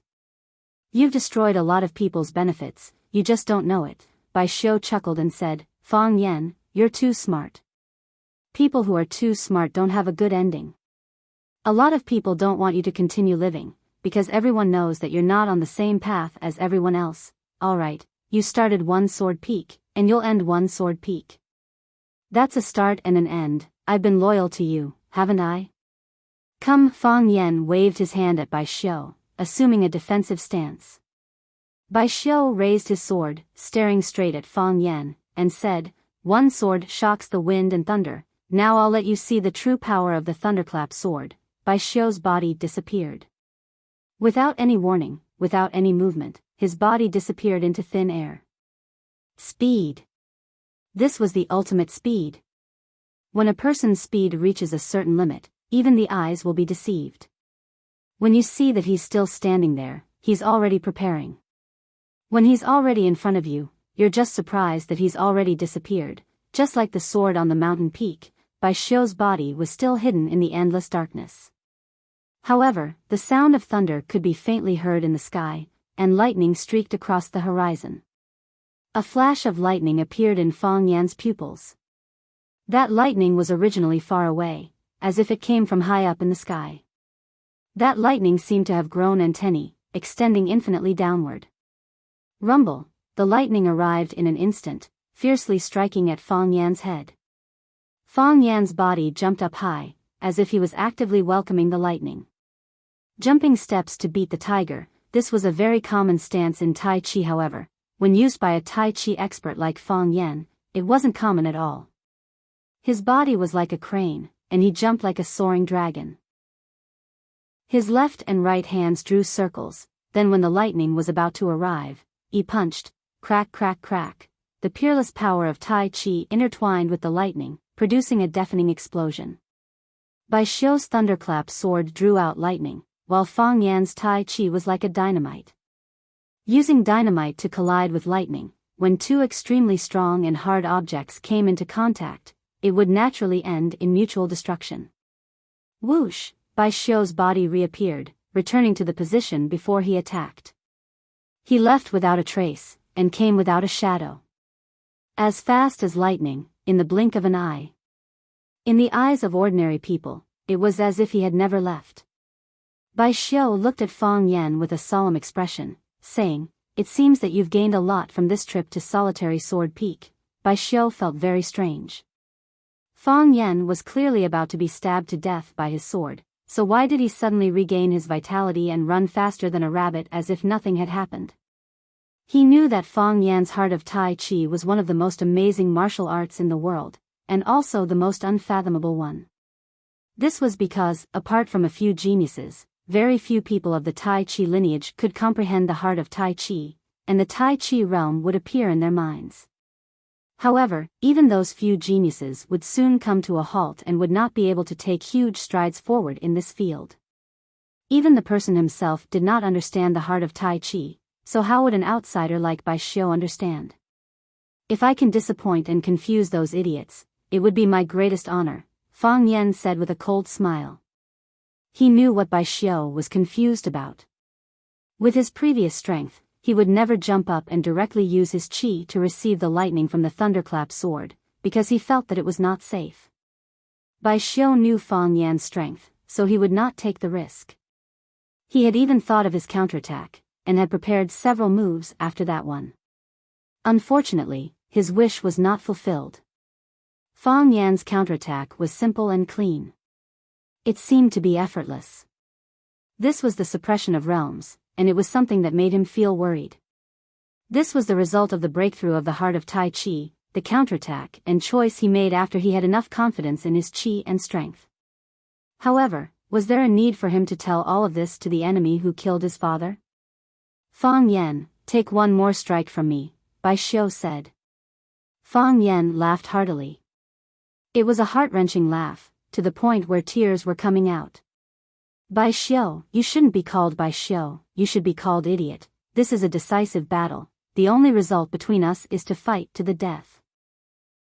Not to mention one strike, even if it's 100 strikes or 1,000 strikes, I'll take them all. As long as I'm not dead, I'll take every strike from you." Fang Yan's voice was filled with grief and indignation, but it was also extremely carefree. His father died a horrible death, but he didn't know who the murderer was, so he couldn't sleep every night. Most of the time, he could only bury his head in the bathtub, like a tortoise with its head in its shell. Now, he finally knew that the enemy who killed his father, even if he had to use all of his strength, even if he had to use every drop of blood in his body, he would make his opponent stay, or he might be killed by his opponent. But, who cared? To avenge my father, I'm willing to die 100 times. Bai Xiu, I know you're a person of the great Yin, and you always like to hide things. People like you can only bury their grievances in their stomach, and hold it in when they're bullied. After so many years, your body must be sick from holding it in, right? Use all of your strength, use your most powerful strike, then let me kill you, let my father. Fang Yan's voice was choked, and after a few seconds, he said, "Let my father be truly proud of me, proud that he has a good son." Bai Xiu's expression was solemn, and he nodded at Fang Yan seriously. After so many years of grudges, today will be the final end. Fang Yan, I really want to kill you. Bai Xiu became 2 Bai Xiu, then 4 Bai Xiu. His body dashed toward Fang Yan, and every time he dashed forward, he left behind an afterimage. Wrong shadow clone technique. Chapter 589. Overlapping clones. This was a sign of extreme speed. Whoosh, a sword came flying. This was a very ordinary sword. This could only be called a fast sword. A very fast sword. However, Fang Yan felt a strong sense of danger. This sword also carried lightning, not in the sky, not in the outside world, but inside the sword. Hiding and not showing it. Also on the verge of exploding. Bai Xiu's sword slashed straight at Fang Yan's head, wanting to split Fang Yan in half. His ghostly speed coupled with this godlike sword strike was indeed impossible to defend against and difficult to parry. Lightning sword, the grey-robed man on top of the mountainside. Lightning is not as good as hidden, the sword is not as good as the person. Lightning is heaven-defying will be struck by lightning. The most exquisite part is that it is hidden, yet on the verge of exploding. Once this sword is unleashed, no matter how ugly it is, who will wield the sword? The martial fanatic was also shocked, saying, "This kid is indeed impressive, his talent is rare in this world." Looking at Bai Yan, he softly said, "These youngsters nowadays really cannot be measured with common sense. At such a young age, they have already established their own sects, whether it's Fang Yan or Bai Xiu, their achievements in Taiji and the way of the sword are all worthy of being called grandmasters. Pity. Pity. 2 miracles are not miracles." The grey-robed man's voice carried a hint of a smile. "Only one can appear, and only then can it be called a miracle. So, one of them must die. One of them must die." Pity. The martial fanatic Ho Zhendong's eyes flickered, not knowing what he was thinking. "Don't interfere," the grey-robed man said. "If you interfere, I'll take back what I said before." "Huh, what in the world can be hidden from you?" the martial fanatic lamented. "Of course there is." "What is it?" "For example, is Mo Qingdi dead or not?" This was a secret. No one knew if Mo Qingdi was alive or dead. However, ever since he entered the land of extreme frost, there was no news of him. Fang Yan understood Bai Xiu. Even though this guy liked to show off, he was not an idiot. He swung his sword so seriously, and his running movements were so flashy. That proved that he had great intentions behind this sword. Fang Yan did not want to touch the thunderclap sword. He knew that once he touched it, the thunderclap inside the sword would explode with his body as a conductor, turning him into charcoal. But he had no choice but to touch it, because this sword of Bai Xiu's was ever-changing, the sword moves myriad. No matter how he dodged, he would still have to face this sword head-on. The Tai Chi heart in his body spun to the extreme, and the black and white fish had already turned into a blurry illusion. Bai Xiu's body turned into a circle, embracing the 2 extremes of yin and yang. With a light tap of his feet, he flew straight up into the sky. Moon seizing 9th heaven. Bai Xiu followed suit, his longsword still enveloping Fang Yan's vitals. Fang Yan hugged the big ring with both hands and rushed toward Bai Xiu. SSSSS, the longsword in Bai Xiu's hand trembled incessantly, and the shocking thunder hidden within it began to roar restlessly. They were not willing to be restrained by Bai Xiu, so they impatiently drew their swords and attacked the opponents who dared to provoke them into minced meat. Whoosh, Fang Yan hugged the shocking thunder with both hands. The long sword was the moon that Fang Yan wanted to hold in his arms. Courting death, Bai Xiu sneered. With a flick of his wrist, a shocking thunder suddenly pounced toward Fang Yan's chest, which was still closing in on Fang Yan. Rumble, the shocking thunder was like a long dragon, dragging its huge tail as it pounced toward Fang Yan, opening its bloody mouth to swallow Fang Yan's head and body. No one could have imagined that Bai Xiu's thunderclap sword actually hid such a huge and powerful lightning dragon. Go to hell, Fang Yan embracing the moon's wrist spread open, unexpectedly hugging the lightning dragon in his bosom. If you want to beat a snake, hit it where it hurts. If you want to catch a dragon, you have to catch its neck. The lightning dragon was made up of energy, and all energy moves had an eye of energy. The eye of energy was the lightning dragon's weakness.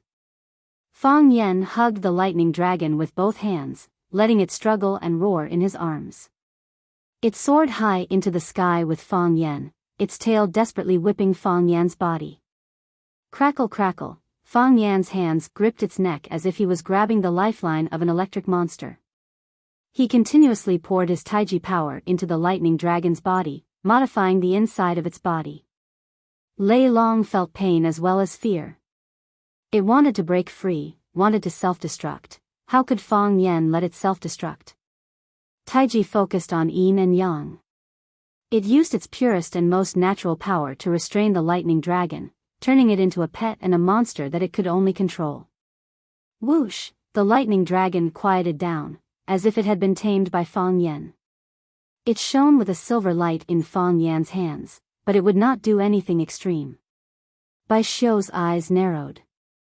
He did not expect the lightning dragon he had exiled to be subdued by Fang Yen. His body flashed and appeared high in the sky. His long sword flashed with a red light as it slashed toward Fang Yan's head. The long sword was silent, but because the energy was too intense, it burned the air around it, causing the lightning dragon to let out a painful groan. Bai Xiu, give me justice. Bai Xiu hugged the lightning dragon and flew higher again. His body flew higher and higher until he was above Bai Xiu's head. He hugged the lightning dragon with both hands and smashed it toward Bai Xiu's head. Boom, the lightning dragon roared and pounced toward Bai Xiu again. Bai Xiu stretched out his sword to touch the dragon's eye. As soon as he touched the lightning dragon, he broke the lightning dragon's balance and caused it to explode.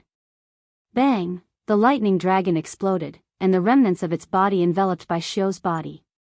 Crackle, Bai Xiu's body was struck by lightning and emitted a sound like an electric shock. Bai Xiu's body kept trembling in the air, then he lost control and rapidly descended. Fang Yan's body descended at the same time. After using Thousand Caddies Fall, his body approached Bai Xiu's body at an even faster speed. Fang Yan's feet flew out and fiercely stomped on Bai Xiu's chest. Bai Xiu, give me justice, bang. Give me back my father's life, bang. Bai Xiu deserves to die. Fang Yan stomped his feet over and over again, using all the strength he had in each stomp. He had never hated someone so much, and he had never wanted to kill someone so much. Pa, Bai Xiu's body smashed heavily into the ground, smashing the rocks into pieces. A deep pit appeared on the ground, and Bai Xiu's body was deeply embedded in the stone pit. Bai Xiu's body lay motionless in the pit, as if he was dead. Only the energy from the lightning dragon rubbed against his hair, emitting the sound of an electric shock from time to time. Bang! Fang Yan's body landed lightly on the ground. He saw Bai Xiu in the distance and walked step by step towards the place where he fell. Fang Yan looked at Bai Xiu, and Bai Xiu also opened his eyes and looked at Fang Yan. The previously handsome Bai Xiu was in a sorry state at this moment. His hair was a mess, and the white robe on his body was torn to shreds by the lightning dragon, making him look like a beggar's outfit. His eyes were bloodshot, a characteristic sign of his internal organs being congested with blood. Wounds appeared on his face one after another, and each wound was oozing blood, as if someone had slashed his face dozens of times. These weren't cuts from sharp objects, but from being unable to withstand Fang Yan's lightning dragon storm, causing all the blood vessels on his face to rupture. At this moment, Bai Xiu's face was ashen, and he no longer had his previous elegant demeanor. Bai Xiu, Fang Yan looked at Bai Xiu condescendingly. You win. Bai Xiu grinned. When his face twitched, the blood vessels on his face bled even more fiercely. The blood mixed together and turned into blood troughs. The blood troughs converged, forming a lake of blood. Bai Xiu's face was covered in blood, and his original appearance was no longer visible. That's the obvious truth, Fang Yan sneered. I really don't want you to die, I want to see more of your pitiful appearance. To be honest, I've never considered you an opponent before, Bai Xiu calmly said. The blood had already flowed into his eyes, but he still didn't care. I always felt that you weren't my opponent, and you shouldn't be my opponent, although you've shown some talent. How is this level enough? Also, you're too impetuous. I've always felt that impetuous people don't amount to much. I just didn't expect the heart of Tai Chi to be so miraculous that even a sure kill like this couldn't kill you. Don't say anything for now, Fang Yan said. It looks like you're saying goodbye. Winner takes all, this is a farewell. What? Isn't killing me what you're looking forward to the most? That's not it either, Fang Yan said. His hands searched all over his body, but he couldn't find his phone. After thinking about it carefully, he either forgot to bring it, or he lost it during the fight. Fang Yan felt extremely regretful and said, I just wanted to take a picture of you before you die. If you die later, I'll take a few more looks at you. Cough, cough, cough. Bai Xiu started coughing violently. As soon as he coughed, a large amount of blood spurted out from his mouth. Bai Xiu's internal organs were severely injured, and his organs were displaced. He was probably not far from death. Fang Yan, this is how annoying you are, you'll never lose in a fight of words. Bai Xiu coughed for a long time before stopping, panting heavily, then said, that's why I couldn't help but want to kill you countless times. To be honest, even if there's no benefit, even if it doesn't involve the phoenix, I still want to kill you. This is also what I wanted to say to you. Fang Yan smiled. And I'm preparing to do so. Fang Yan raised his foot and stepped on Bai Xiu's head, saying, Bai Xiu, I won't ask you anything, I'll just send you off, go die. Chapter 590. There were 4 great joys in life: rain after a long drought, meeting an old friend in a foreign land, wedding night, and taking revenge for one's father. Fang Yan was very excited and emotional at the moment. It had been 3 years. In these 3 years, he had been thinking about this matter all the time. He was guessing who his father's murderer was. He suspected one by one, and then denied them one by one. He was thinking about how to defeat his enemy. He wanted to use the cruelest method to knock him down and kill him. The only solution was to pay a tooth for a tooth, blood for blood, and a life for a life. Other than death, it was hard for him to think of another way to avenge his father. He did it. He finally knocked his father's murderer to the ground. His foot stepped on his face, on the face that used to be handsome and charming. Fang Yan only needed to exert a little bit of force, and he would be able to stomp his head into the cracks between the rocks. He would be able to fuse with Mount One sword, never to be separated. Coincidentally, this Mount One sword was the natural tomb he chose for himself. Move your foot. When Fang Yan was about to stomp down, a hard voice came over. That voice was not only domineering, but it also carried a hint of arrogance that could crush him at any time. It was as if Fang Yan's life was already in his hands. Fang Yan turned around and saw the man in black, who was like a hill, holding a black pistol and aiming it at his head. Oh, there was also another man in black who looked like the Shao Shan brothers, holding another pistol and aiming it at his chest. The two of them stood on the left and right sides of Fang Yan, forming an 8 encirclement. The muzzles of the 2 pistols were firmly locked on Fang Yan's body. In this moonless and starless night, they were still wearing black suits and shirts. If one's vision was not good, one would not be able to see where they were standing. These people had caught up long ago, but when Fang Yan and Bai Xiu were fighting, they chose to watch from the sidelines. Fang Yan liked these simple-minded opponents. Impossible, Fang Yan said. It wasn't easy for him to defeat Bai Xiu. It wasn't easy for him to step on Bai Xiu's face. It wasn't easy for him to avenge his father's humiliation. How could he give up on what he wanted to do just because of a stupid threat? If he wasn't holding a gun in his hand, Fang Yan would have rushed over and beaten him up. If he dies, you will die too, Shao Shan Nan said aloud. The safety of the pride pistol in his hand had long been pulled off. He only needed to gently press the trigger, and Fang Yan's head would explode. No, not only the head would explode, but the body would also explode. If he didn't move his foot away from Bai Xiu's face, Bai Xiu's head might also be blown up because of him. This was the Pride pistol that appeared after being modified by countless gun modification experts in the black market.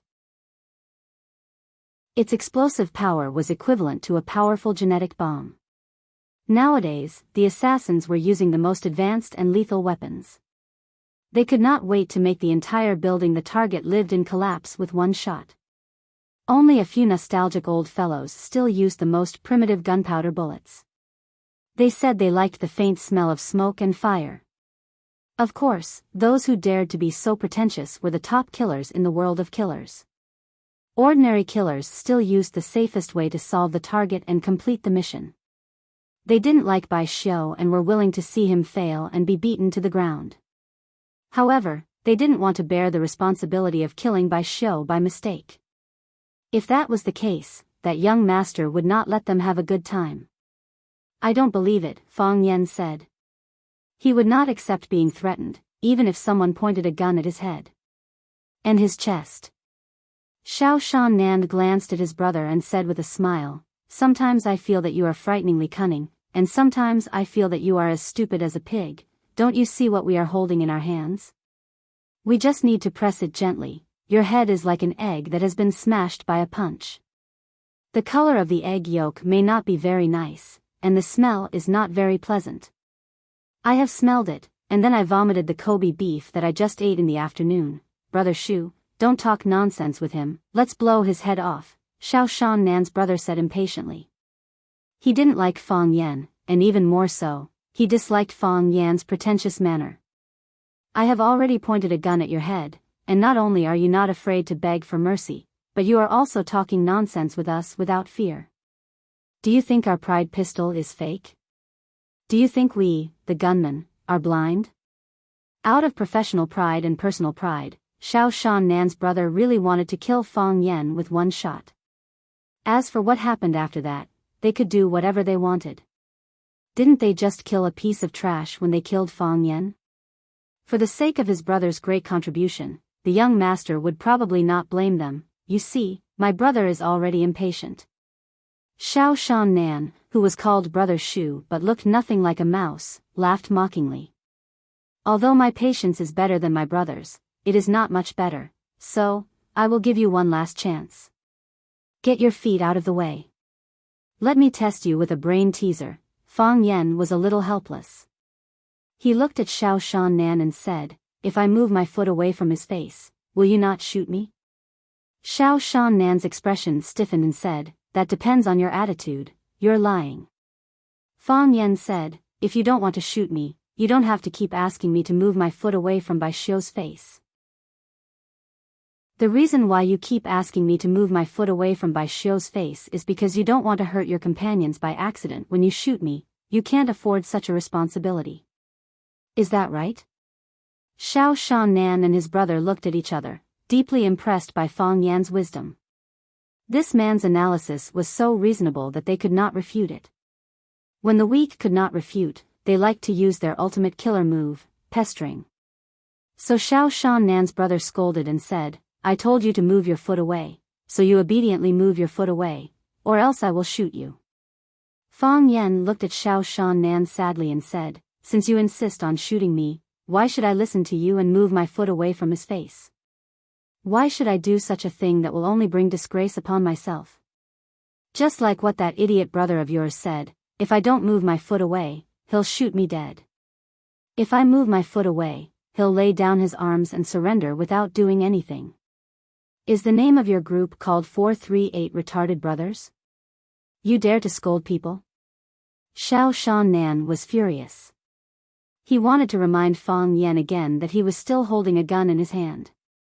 "I will also threaten people," Fang Yan said with a cold look. He looked at the Xiao Shannan brothers and said, "Tonight, I only want to leave Bai Xiu alone.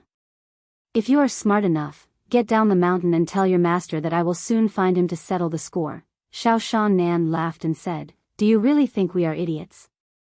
We are pointing a gun at your head right now. As long as I pull the trigger, you will die. Why should we go down the mountain?" Even Xiu Mu, who was at the side, could not stand it anymore. He pointed at Fang Yan and scolded, "You bastard with the surname Fang, don't think that you can be so arrogant just because you defeated Bai Xiu. We old fellows are still alive, you better listen to him and kneel down to surrender. Otherwise, we won't be polite to you. Xiao Mu stood next to Phoenix. When he said that he would not be polite to Fang Yan, he deliberately turned around and glanced at Phoenix. The meaning of the threat was very obvious. If she didn't listen to him obediently, he would smash this traitorous little girl into mincemeat with a single punch. Because Phoenix had saved Fang Yan's life at the critical moment, everyone in this encirclement team did not have a good impression of her. Previously, with Bai Xiu protecting her, they would not do anything to her. Now that even Bai Xiu, who was protecting her, had been beaten to the ground, they did not mind giving her some punishment. Fang Yan raised his eyebrows. This was indeed a problem that he was more worried about. When he and Bai Xiu were fighting in the sky, these people had caught up and automatically formed a new encirclement. The two silent old men stood on high ground, one holding a copper basin and the other holding a black and white chess piece. They could attack Fang Yan again at any time. After this period of rest, Saber Lord Luo Jin's complexion looked much better. He stood opposite the silent old man. The two of them formed a situation where a close-range warrior and a long-range spellcaster worked together. Xiao Mu had a fiery temper, but his mind was also the most agile. He immediately flashed in front of Phoenix and grasped her life in his hands. Kongzhu stood in front of him on the left. The two brothers also formed a small offensive and defensive formation that advanced and retreated together. Not to mention the two idiots who were pointing guns at Fang Yan's head and chest. Although Fang Yan had defeated Bai Xiu, the situation was still very disadvantageous to him. Fang Yan looked at Ku Shannan and said, "Let me tell you my decision. If either of you dares to pull the trigger, I will cut off the arm that fired the shot at the same time as the bullet is fired." As Fang Yan spoke, he reached out and grabbed Bai Xiu's thunderclap sword that had fallen to the ground. Go to hell, Kashima's brother could not bear such an insult. He aimed at Fang Yan's chest and pulled the trigger. Bang! The powerful recoil of the world-defying made a clang sound. A golden bullet shot out from the muzzle and headed for Fang Yan's chest. Whoosh! Fang Yan's body disappeared. When he reappeared, the bullet had already flown past where he had been standing. He once again maintained his original posture, the posture where one foot was stepping on Bai Xiu's head. He liked this posture very much and wished that someone could take a picture of him. Of course, it seemed that this wish could not be fulfilled. Fang Yan's speed was too fast. It was as if he had never left. You bastard, Kashima's brother laughed and said, "Didn't you say that as long as I shoot, Green Cat?" Kashima shouted anxiously. Green Cat looked down and saw that one of his arms had been detached from his body and was falling to the ground. Just as Fang Yan had threatened, the arm that had been cut off happened to be the one that had fired the gun. "I mean what I say," Fang Yan said coldly. "I've lived for more than 10 years, and I've never lied to anyone."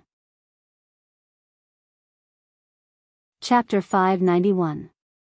If either of you dare to pull the trigger, I will cut off the arm that fired the shot at the same time as the bullet is fired, in the blink of an eye, or rather, in the blink of an eye. Fang Yan had already rushed out and chopped off one of the shooter's arms. And it was the arm that fired the shot. If he said to hit the left side of your face, he would never hit the right side. If he said to cut off the hand that fired the gun, he would never cut off the hand that fired the airplane. It had to be said that Fang Yan's way of showing off was quite intimidating. Fang Yan's speed was too fast, so fast that it was hard for the eyes to follow his movements. Except for Bai Xiu, who was lying on the ground and being stepped on, it was hard for the others to keep up with his pace. This was the difference in strength, and this was the suppression of realms. Without Bai Xiu, the thorn in his side, Fang Yan felt a lot happier, and his life was a lot better. Bang! The bullet that the Green Cat shot out with the Proud World pistol hit the trunk of a big tree, and the bullet drilled a deep hole in the tree trunk. There was a short silence, and then a loud bang was heard. The trunk of the big tree broke in the middle and exploded. The living wood scattered everywhere. The whole tree was blown into the sky, and the broken branches and leaves rustled. Crack, crack. When they landed, they were still dismembered in the air, and the huge head was scattered into countless small branches. If it hit a human body, blood and flesh would fly, and it would be a mess. It had to be said that the proud pistol was indeed powerful. It was similar to the attack power of a miniature rocket launcher. And it was more accurate than a rocket launcher. Paw. This was the sound of Green Cat's hand and the proud pistol falling to the ground. Fong Yan's sword was very artistic. It cut off the shoulder bone and separated from the body. When it fell off, Green Cat didn't feel anything strange. He even wanted to pull the trigger and shoot a second bullet. However, even though his brain had issued the order, his arm couldn't carry it out. Green Cat didn't feel pain until his arm fell to the ground. Blood gushed out like a red fountain. Ah! The Green Cat opened its mouth and screamed. Only then did he feel the pain. It was a heart-wrenching pain. If it weren't for his strong willpower, he would have fainted on the spot. Green Cat, are you all right? Mouse's eyes stared at Fong Yan without blinking, and the proud world pistol in his hand was aimed at Fong Yan's head without moving. His expression was ferocious, and he looked at Fong Yan with murderous eyes. He and the Green Cat were both members of the Jiang family. They were guards specially trained by the Jiang family to protect the important members of the family. They only had code names and no names, but their lives were closely linked to the rise and fall of the Jiang family. Not only them, but also their children and grandchildren, they were all part of the general's family. The Jiang family had dug them out and nurtured them. The Jiang family gave them everything, and they only needed to offer their abilities and loyalty. It was precisely because of their status as members of the Jiang family that they disliked the people around Jiang Junling. If you've read Jin Yan's biography, you'll understand that there are fights between masters, and there are also fights between servants. No one has an easy life. Mouse and the Green Cat were the bodyguards assigned by the Jiang family to Jiang Junling, so they could only be Jiang Junling's people for the rest of their lives. Emotionally, they were as close as brothers. Now that the Green Cat's arm was cut off, Mouse really wanted to shoot. When the bullets exploded and the Green Cat screamed, everyone's eyes were attracted to them. Mouse really wanted to shoot Fong Yan's head. He didn't dare to move, and he didn't dare to be careless. Fong Yan was indeed a man who could do what he said. He said that if anyone dared to shoot, he would cut off the shooter's arm, and he really did it. Just like he said, I've lived for more than 10 years, and I've never lied to anyone. He really wasn't a person who liked to lie. But, what if? What if after he shot, not only did he not kill Fong Yan, but he also got one of his arms cut off like the Green Cat? Mouse was in pain and confused. In the hunter school in Africa, they mainly learned marksmanship. They felt that modern warfare was mainly about money and technology, and a high-performance pistol was enough to conquer the world. Didn't they say the same thing? No matter how good your martial arts is, you're still afraid of a kitchen knife. No matter how sharp the kitchen knife is, you'll be killed by a gun. Which son of a bitch said this? Mouse thought angrily in his heart. He felt that he was cheated. Mouse felt wronged. He used to think that those people with knives and swords couldn't keep up with the times, but now he realized that he couldn't keep up with the speed of others. Kill him, quickly kill him, the Green Cat screamed. Because the pain made him lose his mind, he wished that someone could cut off his head. Living was much harder than dying. As the Green Cat screamed, he picked up the Aoshi pistol from the ground again. He used his only left hand to grab the pistol, and once again raised it to shoot. Screech, another silhouette flashed by. The gun didn't fire, and the bullet didn't come out. However, the Green Cat's other arm also fell to the ground. Kill! The Green Cat didn't even get to finish his sentence before falling to the ground. Fong Yan stood still with the thunderclap sword in his hand. The tip of the sword was stained with blood, but Fong Yan's foot was still on Bai Xiu's face. Bai Xiu laughed and said, "These people are no match for you, killing them is as easy as flipping your hand. However, I like to see you kill people. Only a serious man has a future. When you kill people, you're much more likable than when you're smiling. Fang Yan, kill me. I'm the person who killed your father.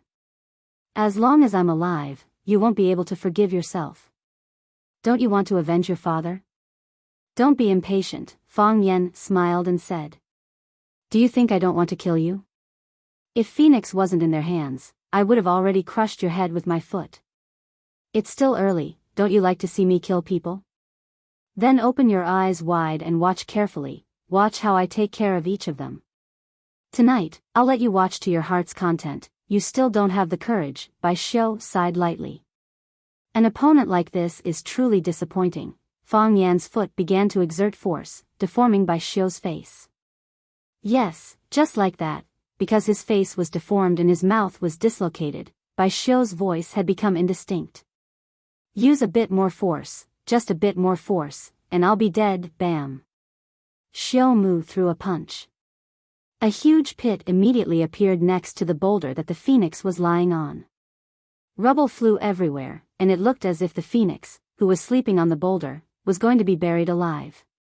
Fang Yan brat, I'll say it one last time, move your foot, otherwise, I'll smash her into a meat patty, Xiu Mu cursed. He rushed over and dragged Phoenix up from the boulder. Phoenix's body was so weak that she couldn't stand up at all. Xiu Mu grabbed Phoenix's neck with one hand, using the strength of his arm to support his body. He stared at Fang Yan mockingly and said, just now, this little whore begged for mercy and blocked my sword for you. You must feel terrible, right? If she dies in front of you like this, you'll blame yourself for the rest of your life, right? But it doesn't matter, there are too many cruel and unscrupulous men in this world, one more won't make a difference. Fang Yan calmly looked at Xiu Mu and said, you're using her to threaten me, what do you want me to do? Cripple my own martial arts? Or tie myself up, kneel in front of you, and let you chop off my head? Xiu Mu was dumbfounded. He did whatever he wanted, and hadn't thought of using Phoenix to threaten Fang Yan at all. He wasn't a qualified kidnapper, and he hadn't even thought of the conditions and lines for negotiation. If I don't die, she won't die. If I die, she'll die with me, I'm sure you won't keep her alive. The more dangerous the situation, the more you must remain calm. This was a message that Imo Qingdi had passed on to him. He had defeated Bai Xiu, but the situation was still very disadvantageous to him. Bai Xiu was a good card in his hand, but Phoenix's life was in the hands of someone else. What kind of choice should he make?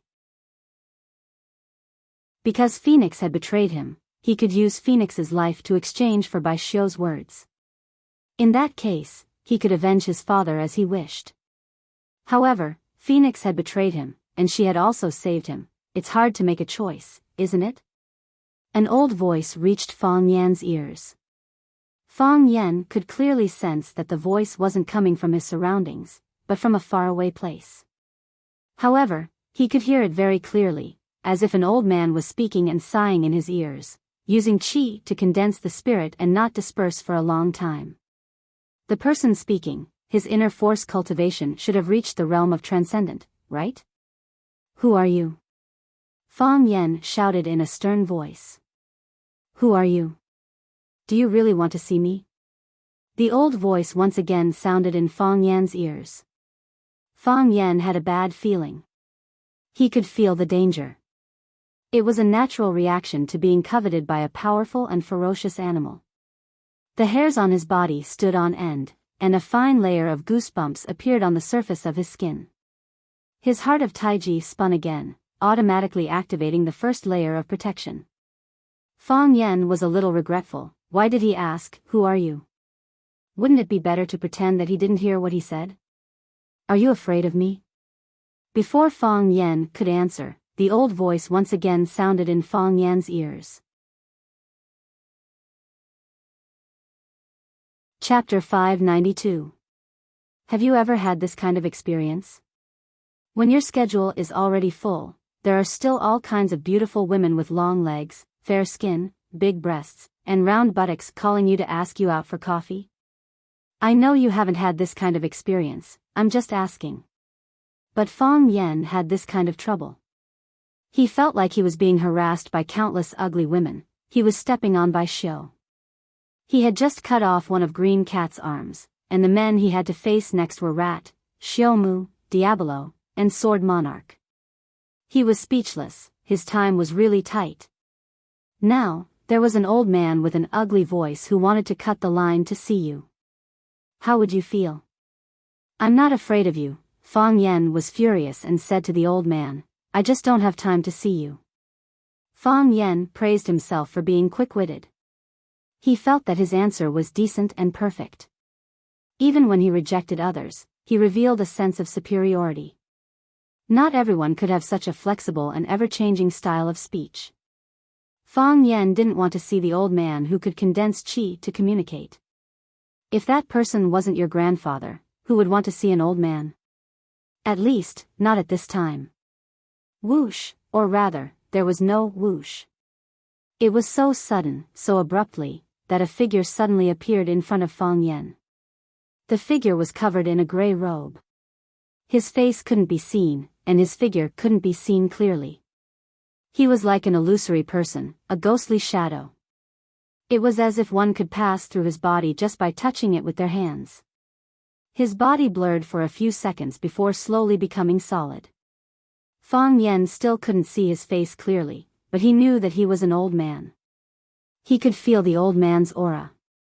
I don't think so, the gray-robed man said with a smile. Isn't it just killing a few people?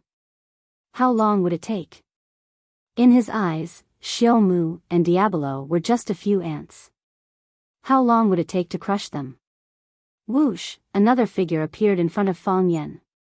No, a naked man appeared in front of Fang Yen. Fang Yen recognized this naked man. Just as he was about to greet him and mock him, the naked man acted as if he didn't see him. He turned to look at the gray-robed man and said, You said that you wouldn't make a move tonight. That's what I said. The gray-robed man looked at the martial addict and nodded. But now you want to make a move, Ho Zhendong, the martial maniac, accused. You didn't keep your word. You broke your oath. I only said that I won't do anything tonight, I didn't swear, the gray-robed man sly tried to explain himself. Besides, even if I swear, what's the punishment for breaking the oath? 3 cups as punishment? Or do you want to eat meat? You can't do this, I said I won't make a move because I think that kid Bai Xiu will definitely win. But since Bai Xiu actually lost, I naturally have to make a move. You're a senior, a famous person, the martial fanatic said awkwardly. What's said is like spilled water, how can you take it back? Who said spilled water can't be taken back? The gray-robed man coldly laughed. Why don't you pour a basin of water out and see if I can get it back? If spilled water can be taken back, what's wrong with changing my mind? Having lived to my age and status, I can say whatever I want, I can do whatever I want, who can stop me? The gray-robed man looked up at the martial addict's body and scoffed. You're one of the 7 fanatics of Huaxia, yet you run around with your butt bare. When did you ever care about your reputation? During his battle with Fang Yen, the clothes on the martial addict's body were all burnt away. That's why he's still naked right now. The martial addict hurriedly put his hand over his chest. After a bit of thought, he put his hand over his crotch. After a bit of thought, he put one hand over his chest, the other over his crotch. He was so ashamed that he wanted to die. Originally, Fang Yen harbored hatred towards martial arts fanatic. If it weren't for this old fellow's scheme to frame him, repeatedly provoking him, and his superb performance, how would he have been tricked to the summit of one sword peak by him, exhausted all his energy in a fierce battle, and almost stabbed to death by that shameless fellow, Bai Xiu? But now, seeing how he tried so hard to persuade the gray-robed man not to make a move, he felt a bit of goodwill towards him. This guy wasn't a good person, but he wasn't so bad that he had no bottom line. Furthermore, he had something he was willing to protect and hold on to. This was something he and Fang Yen had in common. Fang Yen originally planned to have a good fight with Ho Zhendong, the martial arts maniac, after settling the matter of one sword peak. He would shoot him dead when he was not paying attention. Fang Yan's heart softened. Cutting off his arms, legs, and the middle part of his life should be enough. Leave a way out, and you'll drink later. Fang Yan couldn't bear to see the martial addict's embarrassment, so he stared at the gray-robed man with a sharp gaze, as if he wanted to see through the black cloak to see his current expression and face. Going back on his words, how did such a shameless guy get to where he is today? Who are you? Fang Yan asked again. Brat, are you sure you want to know who I am? The gray-robed man chuckled. If you know who I am, you won't be able to leave one sword peak tonight. Fang Yan pointed his sword at Bai Xiu, who was still under his feet, and said, that's what he said earlier, but now, he's under my feet and I'm holding his sword in my hand. The gray-robed man laughed. He laughed wantonly, and laughed to his heart's content. He really did find this to be funny. It's been so many years since someone dared to threaten me so openly. In this world, how many people are worthy of being my opponent? Do you think I'll end up like him? Of course you won't, Fang Yan smiled. You're worse off than him, brat, you want to die. The gray-robed man struck out with his palm. Fang Yan wanted to raise his hand to parry, but the palm had already reached his chest. Bam! Taking this strike head-on, Fang Yan spat out a mouthful of blood. His chi flow was disrupted, his blood was boiling. His internal organs were in turmoil, his chest felt like it was being crushed by a boulder, making it hard for him to move. The gray-robed man's cultivation was indeed high, his palm strike almost took Fang Yan's life. Fortunately, Fang Yan had the Taiji heart to protect his body, so before the black-robed man made his move, they had already begun to spin. When the black-robed man struck out with his palm, Fang Yan didn't even have time to counterattack, but the Taiji heart reacted, instantly sending a majestic aura to the place where the palm struck, protecting Fang Yan's vitals. Otherwise, the gray-robed man's palm strike would have shattered Fang Yan's chest. Fang Yan's body leaned back a little, but he quickly regained his standing posture. His right foot had been stepping on Bai Xiu's head. This was a small hobby of his. The gray-robed man looked at Fang Yan with a puzzled expression, asking, that palm didn't kill you? I don't think this is something to be proud of. Fang Yan stared at the gray-robed man cautiously, worried that he would attack again without any warning. This old man's attack speed was too fast, even I can't keep up with him. I wonder who in this world is his match. Fang Yan felt very sad. He couldn't remember offending such an expert. Why do they always have to make life difficult for me? Aside from my handsome appearance, I'm not that outstanding in any other aspect. Why do they all like Bai Xiu? When I struck out, I actually felt a rebounding force. The gray-robed man's voice was low. He looked at Fang Yan and said, you are too young, in my eyes, you are just a weak child. Just like those other children, a single palm strike would be enough to crush you to a pulp. But I have to admit, you are an expert, a genius, or, in other words, a miracle that people often talk about. The Taiji heart is indeed a mysterious and marvelous martial art, but unfortunately, it fell into your hands. Comprehending the light of Taiji in one night, mastering the Taiji twin fish, and endlessly growing qi in your body, to have such a cultivation at such a young age, no wonder the martial fanatic loves you and doesn't want to kill you. Fang Yan glanced at the martial fanatic, who was still covering his chest and crotch with both hands, and said, brat, if I were you, I would think of a way to escape, run as far as I can. A gentleman's revenge is never too late. Do you understand? Fang Yan smiled and nodded, saying, but with the current situation, even if I wanted to escape, I wouldn't be able to, right? The martial fanatic sighed, then looked at the gray-robed man and said, how about, I owe you another favor, and you let this brat go. The gray-robed man looked at Fang Yan and said, since the martial fanatic is begging for mercy again, I can give you another chance.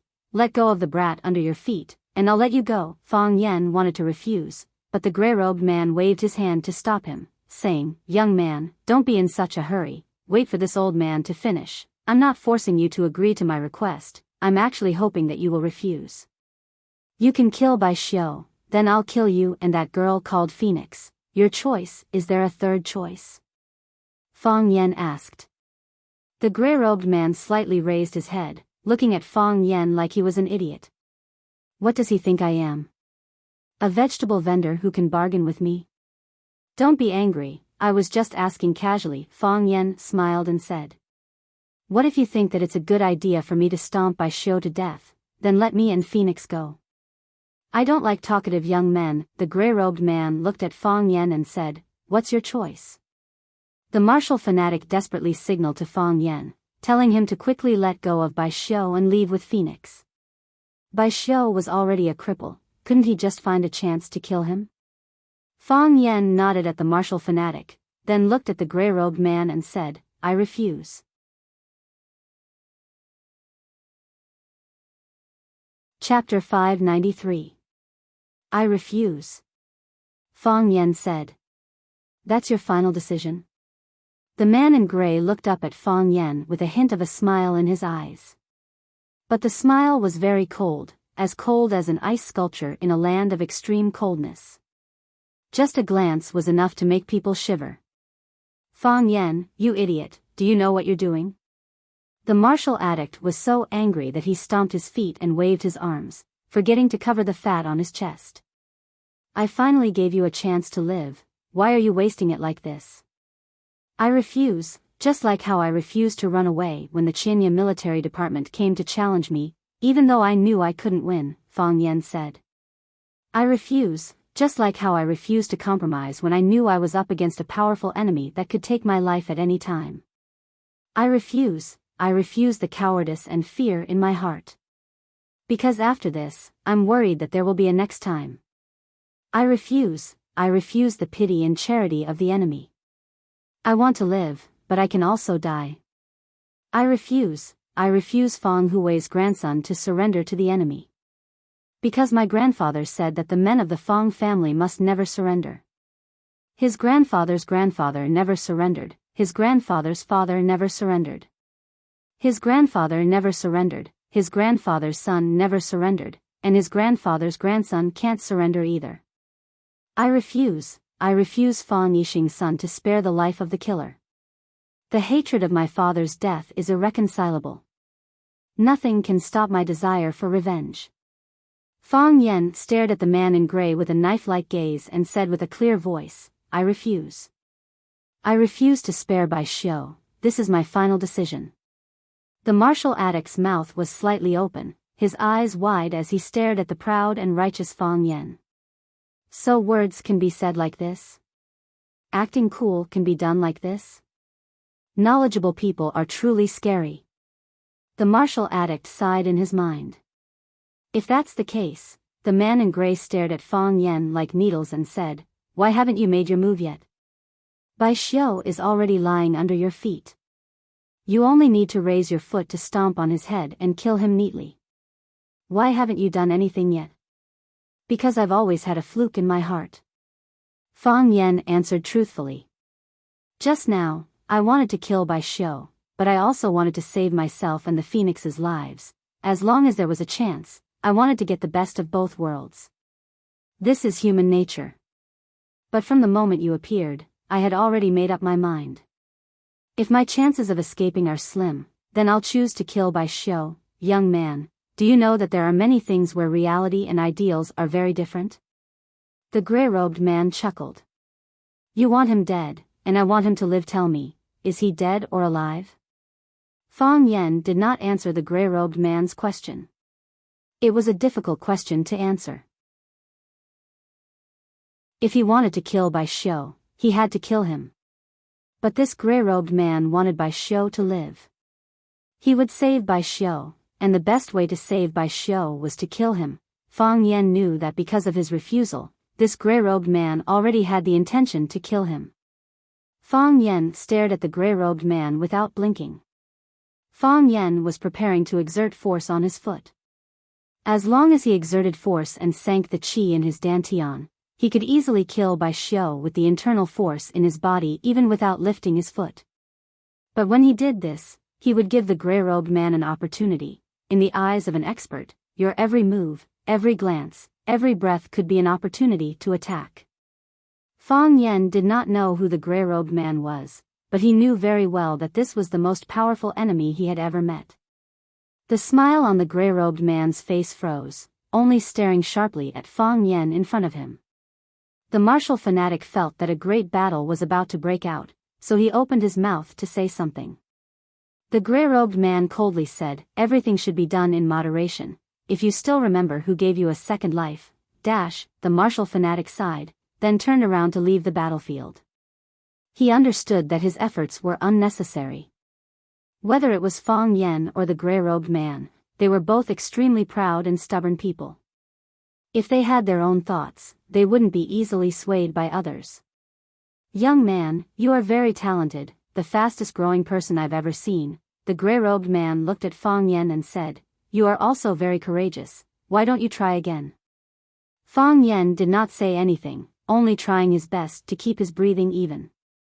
He stood like a statue, a fortress without any flaws in defense.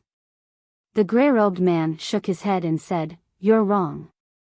Tai Chi emphasizes defense, not offense, but both your grandfather and Mo Qingdi, they both emphasize offense, not defense. In the same vein, offense is your greatest advantage. Unfortunately, you gave up on that." As the gray-robed man spoke, his body had already disappeared.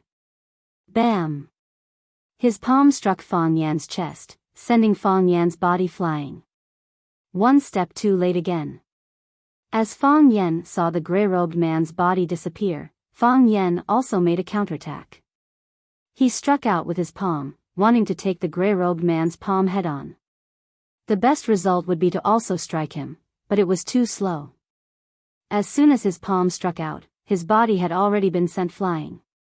Crack! Fang Yan's body smashed heavily onto a branch that was as thick as a bull's mouth, breaking it into two. Fang Yan's body leaned against the lower half of the tree trunk. He breathed heavily to calm his roiling qi and blood, as well as his severely displaced internal organs.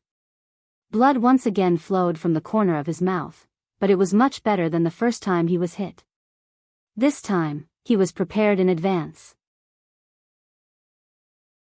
But he was still unable to block the gray-robed man's attack. Fang Yan waited until his body was a little more comfortable. When the Taiji heart in his body started to spin again, he once again walked towards the gray-robed man. The gray-robed man stood beside Bai Xiu, who was lying at his feet. The difference was that he did not use his foot to step on Bai Xiu's head. Fang Yan strode towards the gray-robed man. He wanted to snatch Bai Xiu back. He did not care who Bai Xiu was, he only remembered that he was the enemy who killed his father. The gray-robed man's eyes turned cold. Fang Yan's unyielding and unappreciative attitude made him feel despised. Without any movement, his body disappeared again. He struck out with his palm again, aiming for Fang Yan's chest. Fang Yan stretched out his hand to block, he caught it. He felt a round force coming from the front. Bang! Fang Yan's chest was hit again, and his body flew backward again. His palm hit nothing but air. When he felt that his palm was about to touch the gray-robed man's palm, the gray-robed man suddenly changed his move.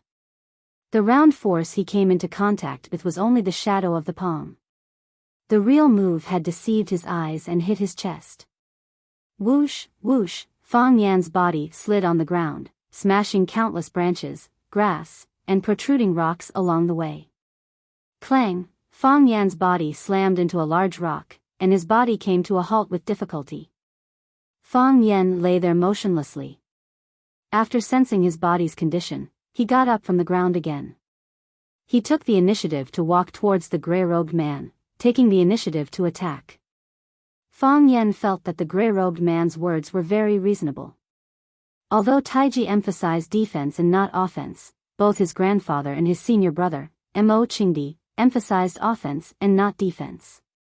Since they were of the same origin, offense was the greatest advantage of Fang clan's Taiji. Fang Yan wanted to take the initiative to attack. He didn't know what the best outcome would be, but he knew what the worst outcome would be. Fang Yan, give up, martial fanatic tried to stop him. Even if Mo Qingdi was at his peak, he wouldn't necessarily be able to win against him. You're still too young. Did Mo Qingdi retreat? Fang Yan asked. No, martial fanatic Marquis Zhen Dong gloomily replied. Was this the reason why Mo Qingdi was one of the 3 divine dragons in his prime, even though he was only one of Huaxia's 7 fanatics? They knew what the best choice was, but they were willing to try the most difficult path. When facing a powerful opponent, they would never give up. Was this the secret to their success? I won't either. Fang Yan let the blood flow from the corner of his mouth as he dove down, taking the initiative to rush towards the phantom-like grey-robed man. Whoosh! Fang Yan used drunken crane riding the wind, the most mysterious and most difficult movement technique to grasp. In a strange state, he rushed to the back of the grey-robed man and slammed his palm into the middle of his back. Tai Chi palm, controlling the Tai Chi, giving rise to endless variations. Too slow, the grey-robed man suddenly turned around and spoke with a mocking and sympathetic tone. Then he struck with his palm, striking first despite being the second to strike. Bam! Fang Yan's chest was hit again, and his body flew into the air again. He spat out a mouthful of blood, creating a small rain of blood in the air. Clang clang, Fang Yan's body landed heavily on the ground, creating a deep pit in the hard ground. From this, it could be seen just how powerful the grey-robed man's palm strike was. Even when Fang Yan used his own body to block most of the force, there was still a large amount of the remaining force that destroyed the ground. This time, the wound was so deep that Fang Yan only felt dizzy, stars flashing in his eyes. It was because of the dazzling stars in his eyes that Fang Yan knew for sure that he was still alive. Cough, cough, cough. Fang Yan coughed violently, blood flowed from the corner of his mouth. The blood stained his mouth, his neck, and his ears, all the way into his ear hole. Fang Yan used his elbows and knees to push himself up from the ground. After the consecutive battles tonight, his clothes were tattered, his hair was messy, and his face was stained with blood. Because of the pain, he could only bend his body slightly. But he still walked step by step toward the grey-robed man. My father's death cannot be in vain. Fang Yan wiped the blood and tears from the corner of his eyes, so that his eyes could see a little more clearly. With a cold and stubborn voice, he said, I won't either.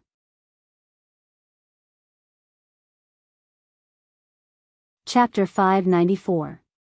Fang Yan was not a fool. Just as Bai Xiu had said, in many people's eyes, Fang Yan was too smart, and he was not on the same path as them. This was also the reason why they were determined to get rid of him. However, at this moment, Fang Yan was doing something extremely stupid. Countless seniors had learned this lesson through blood and tears. If you can win, then fight. If you can't win, then run. If you can't run, then pretend to be dead. Fang Yan had always thought of this as his principle of doing things. However, when he was facing an absolute expert like the grey-robed man, he tossed the words of a senior to the back of his mind. In a moment of hot-headedness, he wanted to rush up and fight with his life on the line. He fell down again and got up again and again. The power of the grey-robed man's palm was very strong. Every time it hit Fang Yan's chest, it was like a huge hammer hitting him. If it weren't for the fact that Fang Yan's heart of Tai Chi always went to defend himself, Fang Yan's chest would have collapsed and he would have been beaten to death and knocked out. Bang! Fang Yan fell to the ground again. After struggling for a while, he climbed up from the pile of rocks with great difficulty. His head and face were covered in dust. Other than his blood-red eyes, which still shone with a strong and unyielding light, it was difficult to distinguish his facial features from the dust. Fang Yan straightened his body again and walked towards the man in the grey robe. His body was even more bent, and when he walked, he looked like a cooked shrimp. His body swayed, but every step he took was unusually firm. His eyes were fixed on his target, the man in grey who had sent him flying again and again. He only had one target, the man in grey who had taken away his father's killer, Bai Xiu, and was about to take his life. He knew that the man in grey was very strong. He knew that the man in grey had made a name for himself decades before him. He knew that the man in grey was one of the few experts in the world. He knew that even the old drunkard Mo Qingdi might not be able to block him, so what? Was that the reason for his retreat and escape? Besides, Fang Yen knew very well that although he did not know the identity of this gray-robed man, the fact that he had interfered to protect Bai Xiu at this time proved that he was the more powerful mastermind that Phoenix had mentioned. He held a dominant position in this assassination plot, or rather, a dominant position. Bai Xiu was his mortal enemy, and this gray-robed man was similarly his mortal enemy. If he begged for mercy this time, how would he face them next time? If he retreated this time, when would he be able to avenge his father? Based on Fang Yan's understanding of Bai Xiu, if he managed to escape this time, he would definitely conceal his identity and even disfigure himself so that no one would be able to find him again.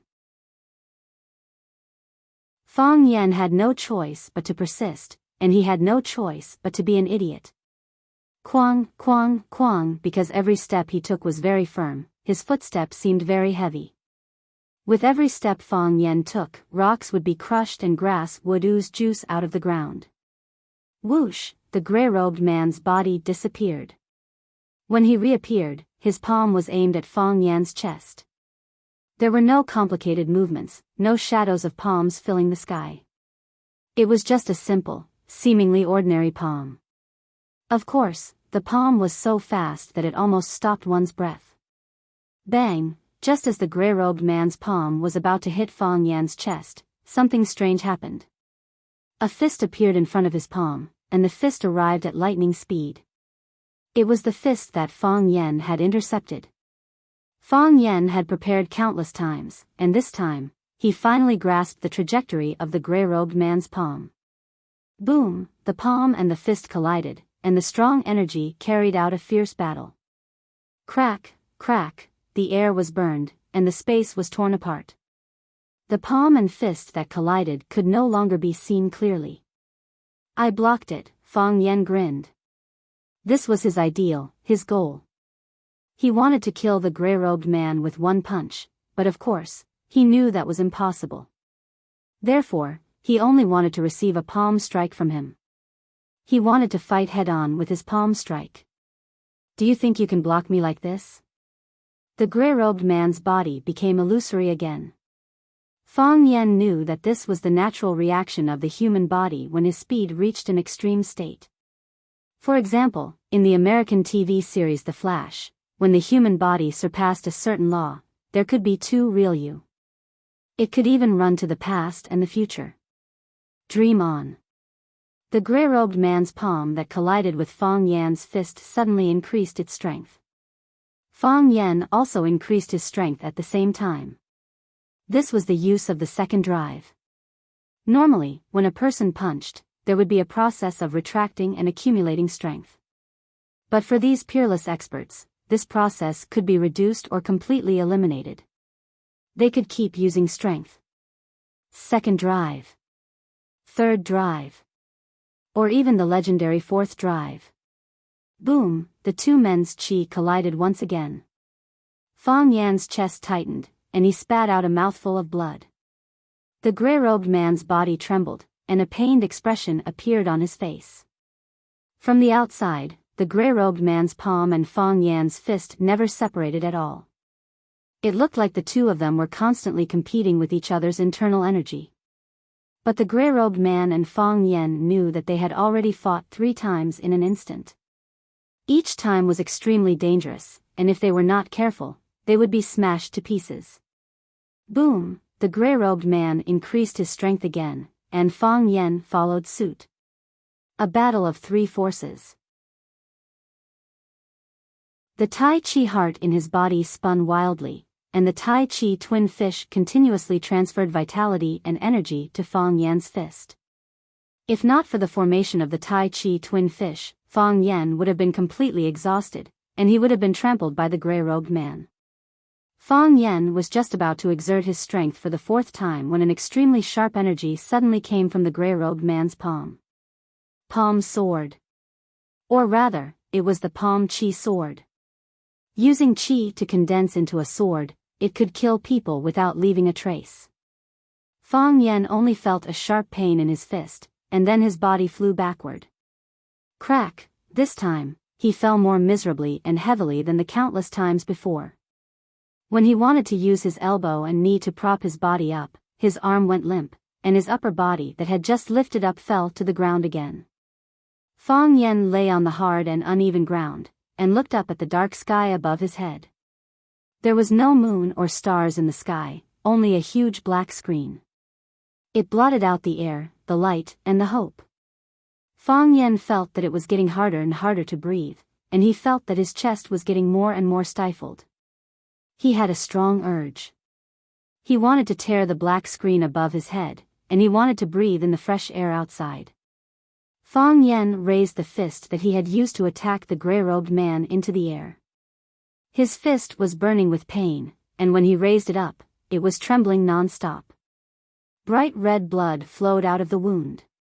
This fist was also ruined.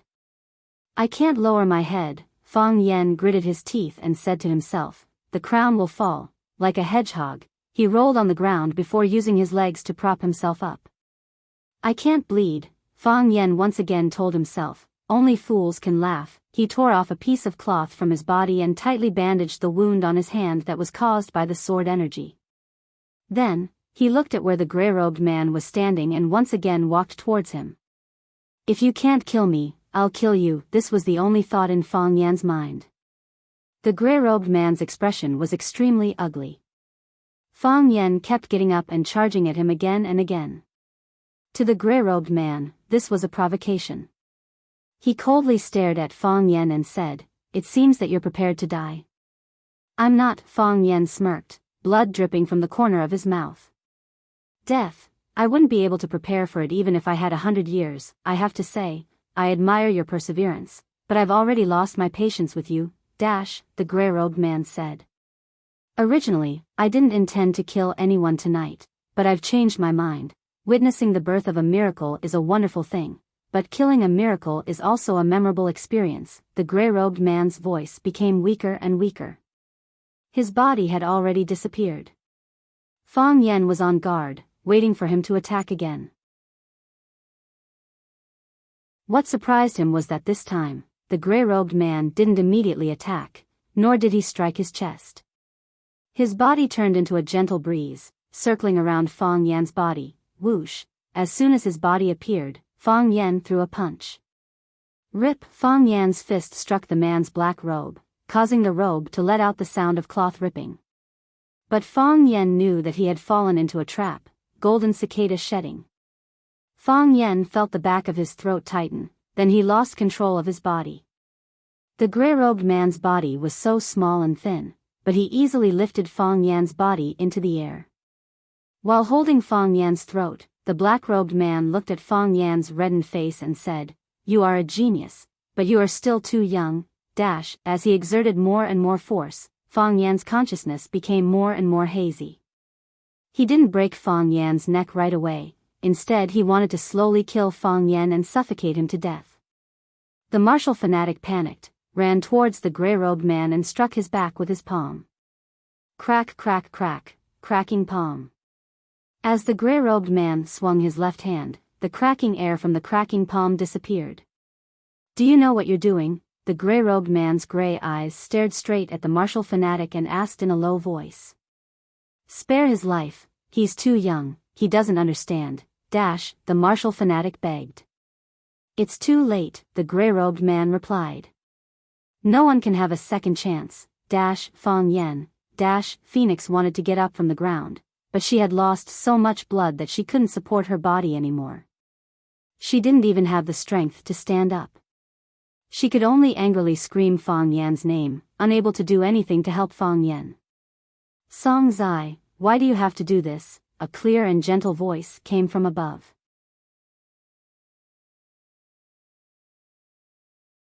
Chapter 595. Song Transplanting Seedlings. The Tao addict was in charge of the world. This man in gray was Song Transplanting Seedlings, one of the 7 addicts of Huaxia. The monk and the Taoist priest descended from the sky and stood in front of the man in gray like a god. The monk looked at the dying Fang Yen in the hands of the man in gray and said, why bother with a child in a conflict between adults? Compared to him, how old are you? Transplanting seedlings, forgive and forget. Give me Fang Yen. The man in gray stared coldly at the monk and the Taoist priest in front of him and said coldly, "Bald donkey, you always come to ruin my plans. I can give you face for other things, but I can't give you face for this kid." I said, "He must die." Song transplanting seedlings, do you know what you are doing? When has our Taoism ever had an executioner who kills innocent people?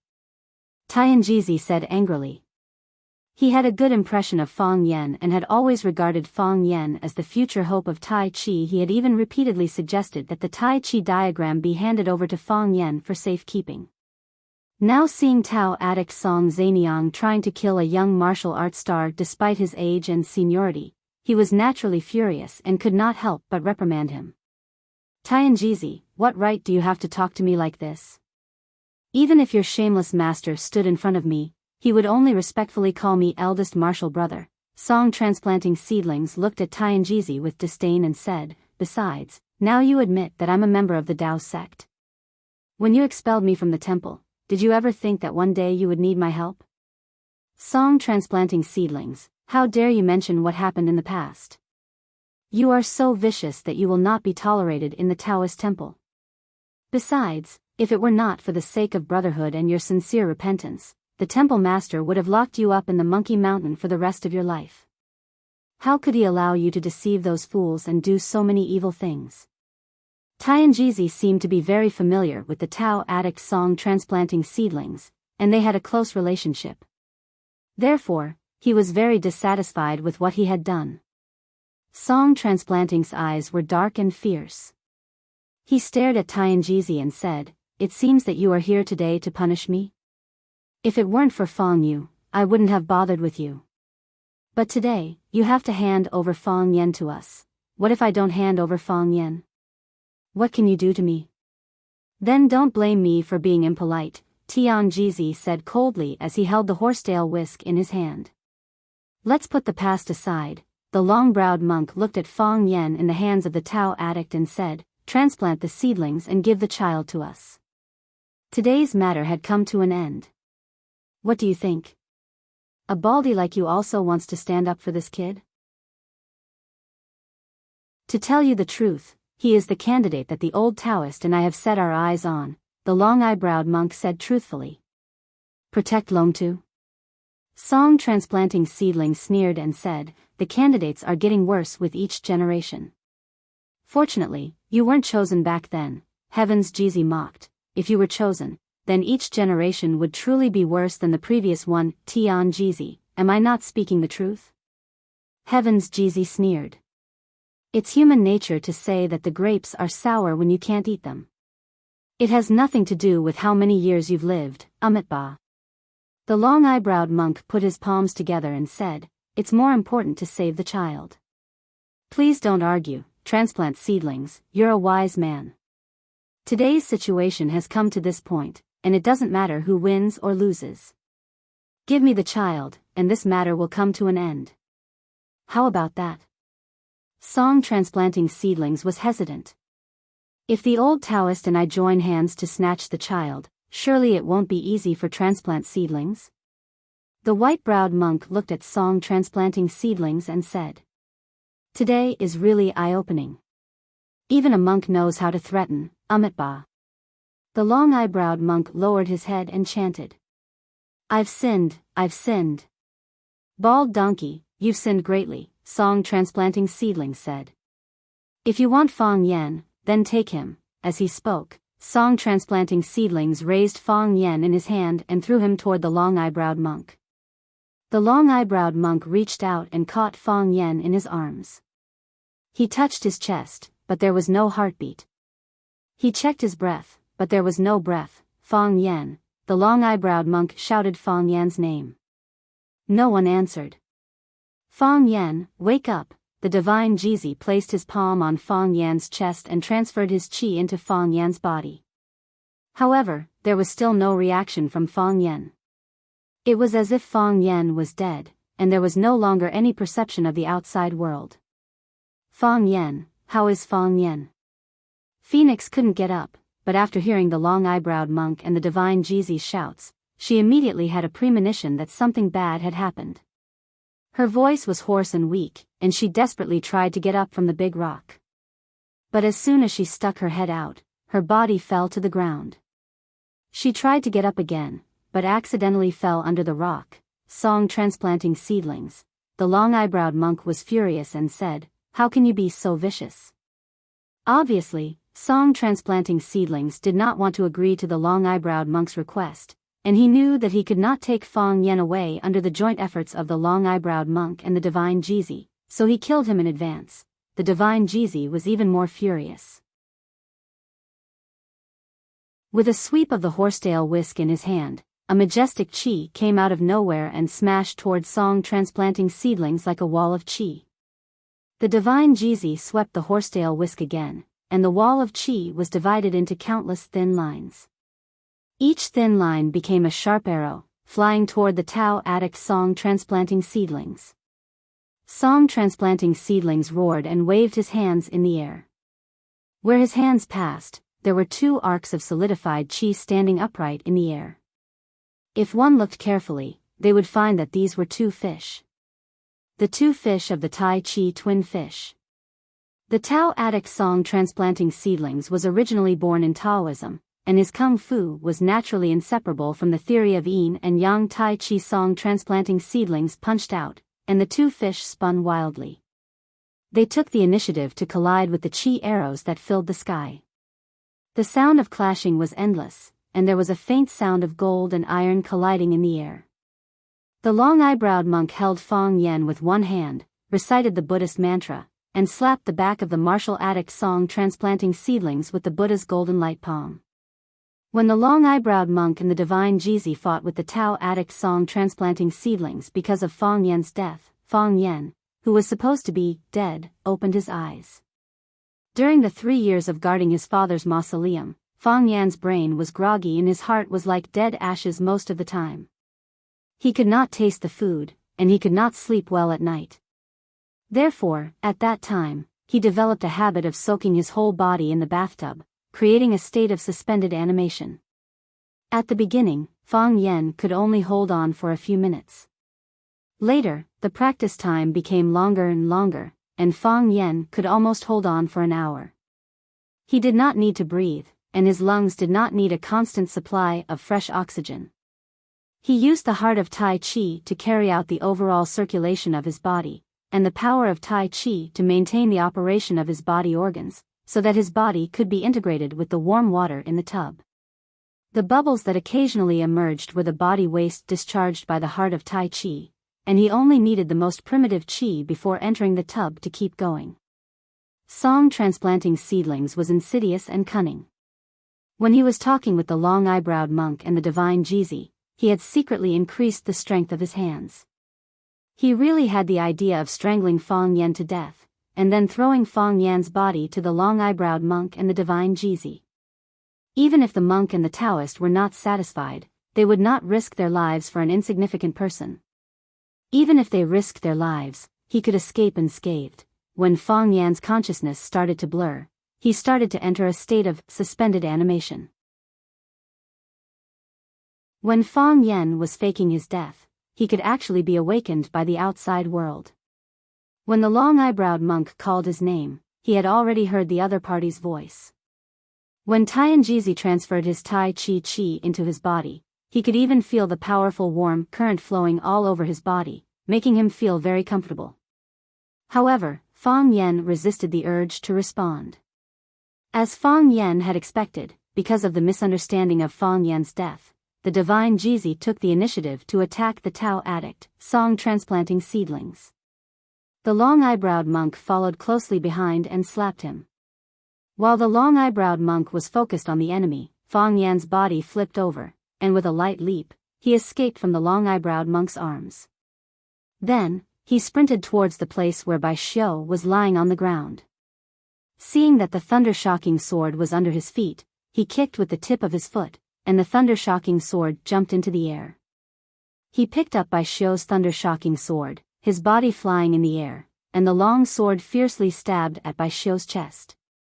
Bai Xiu's eyes widened as he looked at all this, at the leaping Fang Yen. Wasn't he already dead? Why did he come back to life?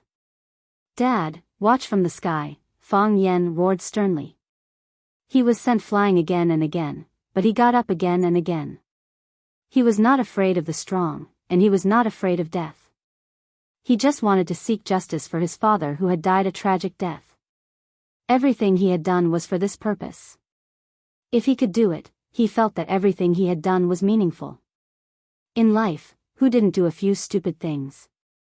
Fang Yan's body flew upside down, and the long sword in his hand made a buzzing sound. That was caused by Fang Yan using too much force. He was afraid that he could not stab Bai Xiu to death, so he used all the strength in his body. "Goodbye," Bai Xiu opened his mouth and laughed. It seemed to be a mockery of Fang Yan, but also an affirmation of Fang Yan's behavior. He was saying goodbye to Fang Yan. Crack! The long sword pierced through the flesh and into Bai Xiu's body. He died without regrets.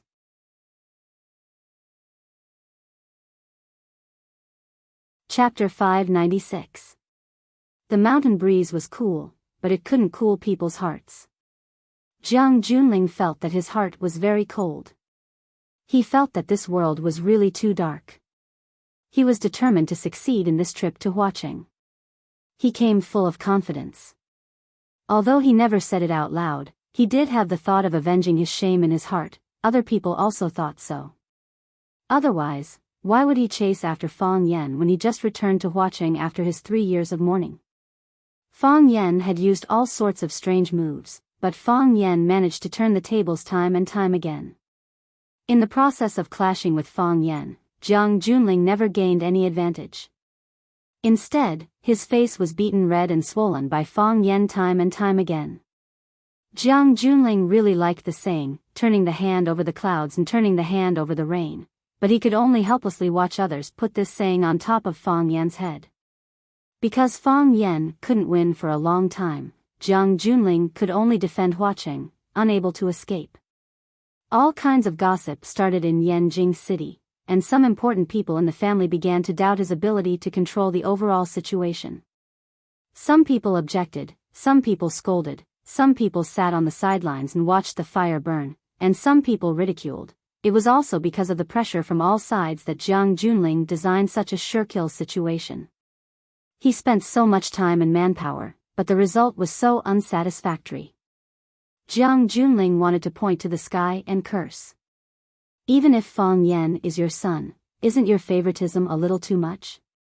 In just one night, you let him obtain the light of Tai Chi, you let him complete the Tai Chi Pisces, and the reinforcements you sent are stronger than the last. How do you want people to live? Why don't you just give him the blessing of Vajra and make him immortal? Do you have the ability to make him a god or an immortal? Jiang Junling felt that the world was dark and the heavens were unfair. That kid lived like he was cheating. Who would be willing to touch him? Ordinary people know the hearts of old friends, but old friends are fickle. Jiang Junling sighed softly. In the boundless universe, there are all sorts of strange things. Today has really broadened my horizons. He had seen many people with exuberant destinies, but a person like Fang Yan who had such a strong destiny was truly rare in the world. If even this couldn't kill him, how heaven-defying would he become in the future? There was a pavilion behind him with a stone table and stone chairs. There was wine on the stone table. It was the best champagne they had carried up from the foot of the mountain. Jiang Junling was not used to drinking champagne. He felt that it was not as refreshing and fiery as white wine, nor was it as gorgeous and elegant as red wine. But he liked champagne to celebrate the good omens of victory.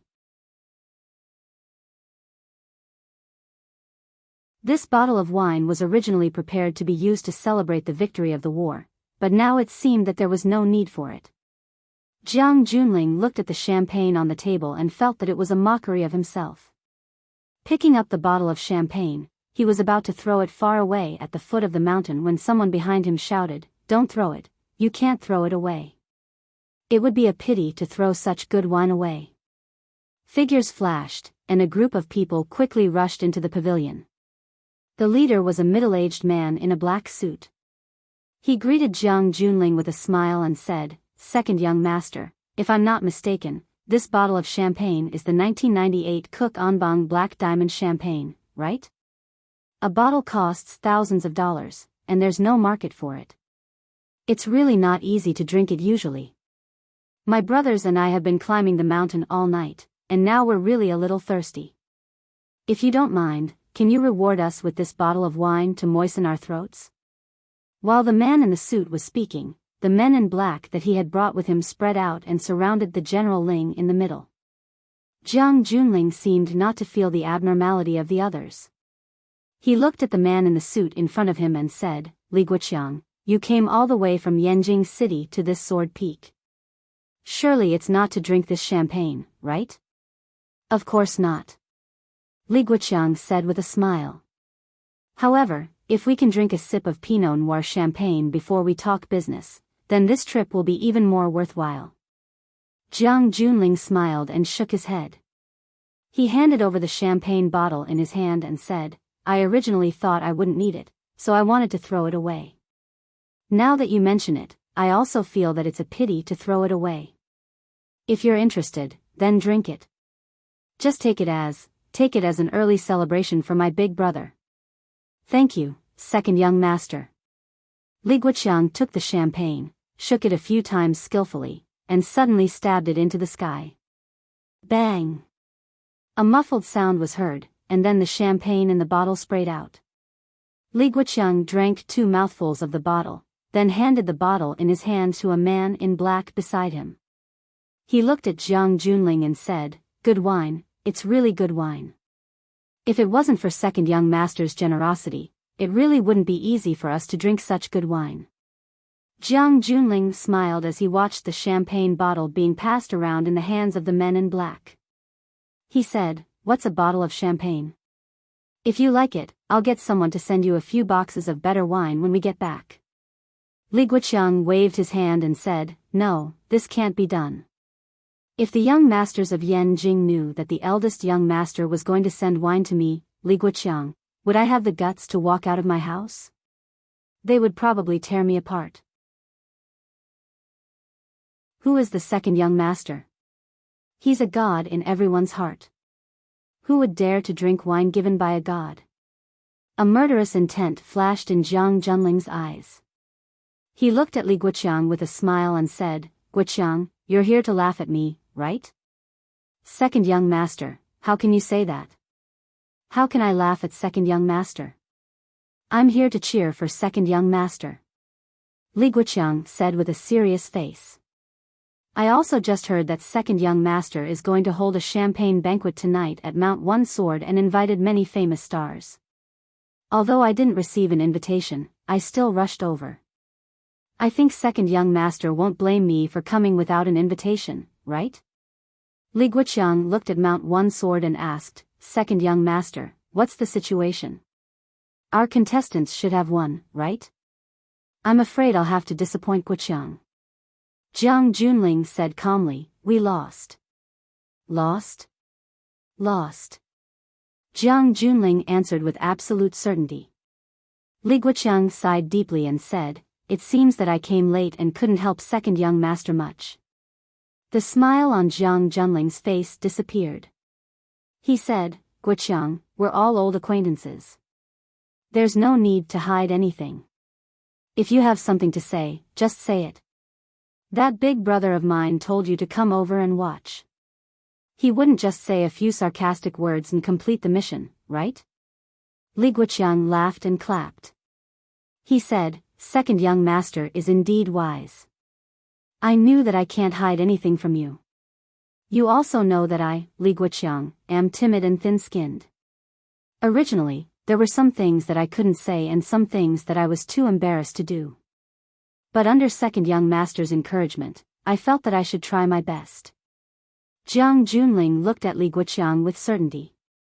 He asked, "Then tell me properly. Did General Xing ask you to cripple me or kill me? I hope it's the latter. That way, it proves that my big brother is the same kind of person I know."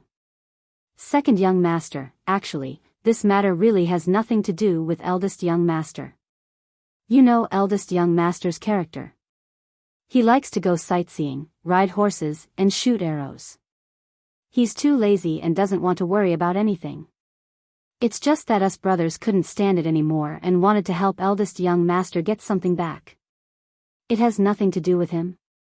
A mocking smile appeared on General Ling's face. Li Guoqiang, you said that my big brother is lazy and likes to go sightseeing, ride horses, and shoot arrows. When you said this, did you believe it? Do you think anyone in Yanjing City would believe it? An ambitious guy, in order to prove that he doesn't fight or snatch, that he doesn't have any desire for power, spouts nonsense and acts crazy all day long. If he's not reluctant to leave the flowers and ruin his reputation, then he's at a loss for what to do. Does he think that he can deceive everyone's eyes like this? Does he think everyone is an idiot? Childish. Really childish. If he's really a man, he might as well stand up and fight with me. That way, he would be valued by more people. Unfortunately, he doesn't. He can only hide behind the crowd like a turtle, shooting arrows from time to time and spreading rumors. Don't you feel ashamed? Ha ha ha, Li Guoqiang clapped his hands and laughed. He said, second young master's words are incisive and you scold me to your heart's content. I've also discussed this issue with eldest young master before. I also told him what you said. But eldest young master's answer made me feel enlightened. Do you know how eldest young master answered me? I'm really curious. Jiang Junling sneered. Eldest young master said that if everyone thinks that my acting is clumsy, then it proves that my acting is successful. Li Guoqiang said, I'm not trying to get the acting emperor. Why would I need such superb acting skills? Jiang Junling's face sank and the sharpness in his eyes became even more intense. General Xing's words were deeply philosophical. If he jumped out to fight with him, he would have long regarded him as his biggest opponent and wholeheartedly stepped on him. If everyone thought that he really didn't have any desires, then with his sensitive and suspicious character, he would naturally think that he was hiding something and had a big plan. He would even think of a way to kick him out of the game. The wonderful thing was that his clumsy acting skills were that he didn't want anything. But secretly, he was constantly making small moves. This would make people underestimate and belittle him, thinking that his level was only a so-so. In this way, when he suddenly jumped out and brandished his bayonet, it was truly impossible to guard against. Like now. Jiang Junling nodded and said, brilliant. His words also convinced me. Now you can tell me what is it he wants. Li Guoqiang's sharp eyes stared at Jiang Junling and said, I know that second young master is generous. He just gave us a bottle of champagne. Can I ask for something else from second young master? What is it? Lend me your life, how about it?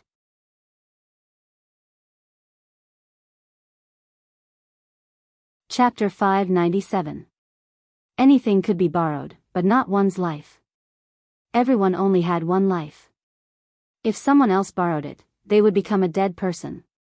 Of course, Jiang Junling knew very well that these people came to make him a dead person who couldn't be said to be motionless. A dead person wouldn't fight with people over anything. Many people liked dead people. Li Guoqiang wanted to borrow Jiang Junling's life, naturally to kill Jiang Junling. Jiang Junling stared at Li Guoqiang with biting cold eyes, as if he was spying on the truth of his words. Li Guoqiang also stared back at Jiang Junling with the same cold eyes, without the slightest fear. He used his actions to prove the truth of his words. Jiang Junling laughed out loud and looked at Li Guoqiang, saying, when I saw you appear, I knew Big Brother's intention. Before, I was worried that Big Brother would be too soft-hearted and wouldn't be able to achieve great things. Now that I see how cruel and unscrupulous you are and how vicious you are, I am completely relieved. Don't blame the eldest young master, Li Guoqiang said with a dignified expression. He is the eldest son of the general family. He is the eldest brother of the general family. In the end, because of the words one should have a son like Jiang Junling, he was suppressed for so many years and achieved nothing. All the glory gathered on your head, and all the benefits were taken by you. When others introduced the eldest young master, they all said, this is Jiang Junling's eldest brother. The eldest young master feels wronged and uncomfortable. I understand. Jiang Junling nodded seriously and said, I understand. Big brother has had a hard time these years. He has such great ambition, but he doesn't have the treatment and platform to match it. He spends all day sightseeing and doing nothing. It's natural for him to feel wronged. I can understand him spreading rumors in Yanjing City, saying that I was beaten to a pulp by Fang Yan. I can understand him encouraging the enemies of the family to unite and force grandfather to abdicate, saying that I can't bear the heavy responsibility. If it were me, I would have done the same. I would have done it even more ruthlessly and resolutely than him. So, even if he wanted to kill me, I can understand. Who asked me to be the tiger in his way? If he didn't get rid of me, how could he have the chance to rise? Tiger in the way? Li Guochang said with a face full of ridicule, I'm afraid he's just a paper tiger. No, it's a tiger in the way. Jiang Junling said, when a tiger falls, he will be bullied by a dog. Li Guochang, when we were in Yanjing, did you dare to talk to me with this attitude? That time has changed. No man could be happy for 100 days, and no flower could bloom for 100 days. This was the cycle of heaven and human nature. A loss is a loss. The disparity is too great. Can't you bear it now? General Ling shrugged his shoulders indifferently and said, his face doesn't look too good. Guoqiang, you guys stay by Big Brother's side. You must remind him. Tell Jun Xing to avoid clashing with him as much as possible. Once he makes a move, use the force of a thunderbolt and give him a fatal blow. This brat's zodiac is like a cockroach, he's tenacious. Thank you for the reminder, second young master. Li Guoqiang said with a smile.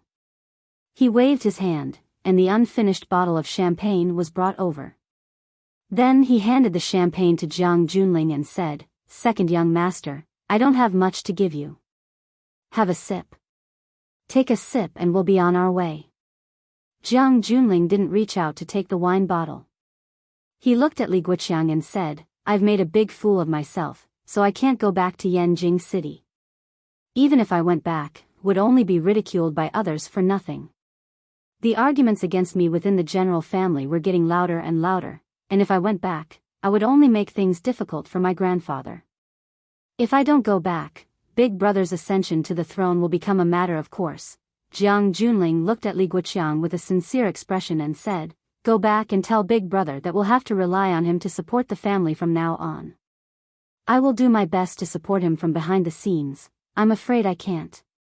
Li Guoqiang shook his head. Although I'm very grateful for second young master's generosity, and I'm also grateful for second young master's various tasks, but second young master is still dead, right? As long as second young master is dead, then we can be completely at ease. I'm not afraid of second young master laughing at me. How much courage do I, Li Guoqiang, usually have to say such things to second young master? In this life, how many opportunities do I have to force second young master into such a difficult and dangerous situation? If you didn't want to kill Fang Yan tonight, if you didn't send out all the experts around you, even if we wanted to do something, I'm afraid it wouldn't be easy. Second young master, I still understand the principle of not missing an opportunity. So, second young master is still dead, right? Jiang Junling sighed softly and said, Guoqiang, I'm sincere, I really want to cooperate with Big Brother. He's in the light, and I'm in the dark. If we brothers work together, hand in hand, what can stop us in this world? I understand what you mean, but I can't die yet, and I can't lend my life to you, you know, I just lost to Fang Yan, and I lost so miserably that I lost everything. I haven't gotten my revenge, so how can I die so selfishly? I still need some time, and I still have a lot of things to deal with.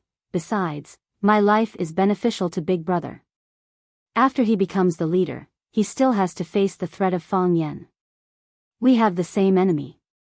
I can help him do a lot of things. So, we can't talk, Li Guoqiang said with a smile. Li Guoqiang took a step back, and a middle-aged man with a crew cut rushed forward and punched Jiang Junling's head. Pa. The middle-aged man looked like he practiced internal martial arts. His punches were powerful, and there were sounds of bones cracking when he punched. There were 3 keys to punching: fierce, accurate, and fast. The middle-aged man was not only ferocious, but also accurate and fast. When he suddenly made a move, before you realized it, the fist was already about to break your head. Unfortunately, the exciting scene didn't appear. The middle-aged man's punch didn't break Jiang Junling's head, it was almost there. Almost there. The middle-aged man's fist reached Jiang Junling's face, but he couldn't push it forward. There was a hand on his neck, and it was that hand that made him lose all his strength, and he couldn't do anything more intense. It was Jiang Junling's hand.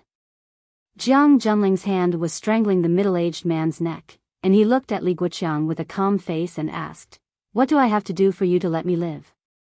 His left hand suddenly exerted force, and with a crack sound, the middle-aged man's body fell to the ground. "Is this what you want? You're courting death." Another black-clothed man rushed toward Jiang Junling. In the process of charging, he had already pulled out a sharp triangular dagger from his pocket. The man held the dagger upside down, jumped high, and stabbed at Jiang Junling's throat. Pa, his knife still couldn't stab through. Jiang Junling just raised his wrist, and the man's neck was strangled in his hand. Jiang Junling lifted the man's body in midair. The man's face was purple, and he struggled desperately. However, his struggle was so powerless. It was impossible to escape Jiang Junling's iron hand. He looked at Li Guoqiang and asked, "Is this how you want it?" Crack, another crisp sound rang out, and the general's order once again crushed another man's neck. Li Guoqiang looked at Jiang Junling with a face full of shock, and said, "Second young master, extraordinary skill?" No one knew that Jiang Junling knew Kung Fu. No one in the entire Yanjing city knew that Jiang Junling's skill was so powerful. It should be known that the people that Li Guoqiang brought were also very good fighters. The first person whose neck was broken by Jiang Junling was an outstanding figure of Xing Yi Quan's 9th generation, and the second man with a military knife was a special forces soldier who had completed many SS-level missions abroad.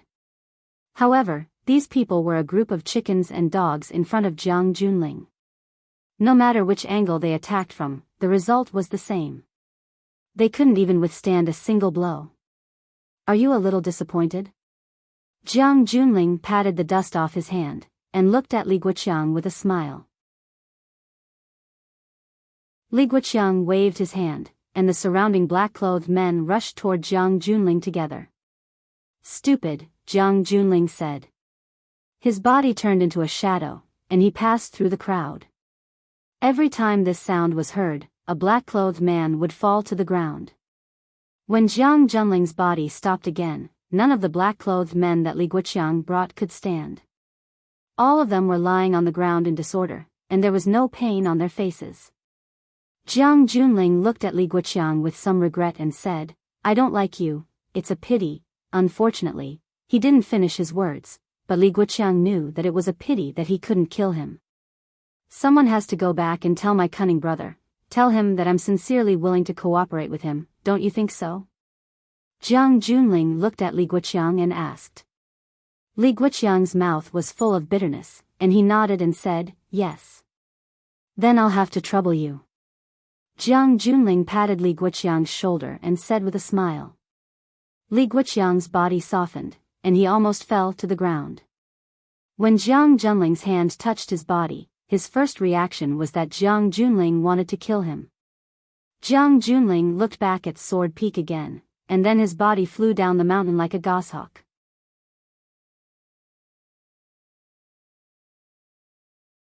Chapter 598. There was the pleasant chirping of birds, and the refreshing fragrance of flowers. There was the warmth of the sun, and there was the refreshing air. When Fang Yen opened his eyes, he saw another pair of eyes. "You're awake?" The divine Jizi greeted Fang Yen with a smile as he continued to work on the silver needles. The silver needles made a buzzing sound because of the divine Jizi's powerful qi. Fang Yen looked down and found that he was lying there naked, allowing a middle-aged uncle to do whatever he wanted to his body. Of course, he might not have had the time to do it yet. Where is this? Is Phoenix okay? Is Bai Xiu dead? Did you two kill that old man Song Zhanchen? Fang Yan wanted to get up, but found that he couldn't move his body at all. Every time he used force, his body felt like it was being torn into countless pieces. Fang Yan's head was dizzy, and his vision darkened. He almost fainted again. His mouth didn't have any problems, so he asked a series of questions. Fang Yan's memory still stopped at the scene of him piercing Bai Xiu's chest and Xiu Mu rushing up to punch him. He couldn't remember what happened after that. The divine Jizi quickly inserted the silver needles into the acupoints on Fang Yan's chest. He looked at Fang Yan and said, "Don't move, it hurts." Fang Yan looked at him sadly and said, "Why didn't you say so earlier? When you opened your eyes just now, even if I told you not to move, you might not have listened to me." The divine Jizi had a proud look on his face and said, "Now you probably don't want to move, right?" Fang Yan was very depressed. Why was it that he always met a bunch of bastards? Your body is seriously injured, your internal organs are seriously displaced, your meridians are blocked, and your qi and blood are blocked. I'm currently massaging using silver needles to help you recover. You haven't answered my question yet, Fang Yan said. You asked so many questions in one go, which one do you want to hear my answer the most? Where's the phoenix? Is she alright? Fang Yan looked expectantly at Tian Jizi and asked. Even heroes have a weakness for the charms of beautiful women. It seems that in your heart, the one you care about the most is still that girl. Tian Jizi teased. Because I probably already have the answers to the other questions. Fang Yan said, I believe that my sword strike has already killed Bai Xiu. If he's still not dead after that, then the heavens must be blind. As for that old man Song transplanting rice, he's definitely not dead. You can't possibly kill him, why can't we kill him? Tian Jizi looked at Fang Yan with a displeased expression and said, Do you think the monk and I are no match for him? That's not it, Fang Yan said. In this vast world, there are less than 10,000 people who can defeat you and the old monk at the same time. What do you mean less than 10,000? Not even a single one, Tian Jizi said angrily. When it came to his own ability and dignity, even a Taoist with a pure heart and few desires couldn't remain calm. Then why did you let Song transplanting rice run away? Fang Yan asked in return. Tian Jizi was speechless. Only then did he realize that he had jumped into the language trap set by Fang Yan. No one in this world can beat you, how could you let Song transplanting rice run away? Fang Yan grinned, his face was also burning with pain. He couldn't help but worry and said, I'm not disfigured, right? Tian Jizi looked at Fang Yan and said, It's fine, it's not too badly ruined. How do you know Song transplanting rice is not dead? Tian Jizi asked again. Because you and the old monk didn't do anything, Fang Yan said. Song transplanting rice is my enemy, it has nothing to do with you. You can protect me, but you will never fight to the death for me, you don't have to feel ashamed, this is human nature. If Song transplanting rice was your opponent, I wouldn't risk my life to fight him. Only when it comes to your own life and death, can you unleash your infinite potential. You guessed correctly, Tian Jizi nodded and said, Song transplanting rice is still alive, Chang Mei and I didn't make him stay. It doesn't matter, Fang Yan said proudly. Keep him, I'll kill him. Do you remember what happened last night? Tian Jizi asked. I only remember that I stabbed Bai Xiu to death, Fang Yan said. I don't know what happened after that. Originally, we all thought you were dead, so the monk and I surrounded Song transplanting rice to avenge you, but we didn't expect you to jump out of the monk's arms and run to stab Bai Xiu. The scene at the time was so strange that everyone was dumbfounded and felt that the fight couldn't continue.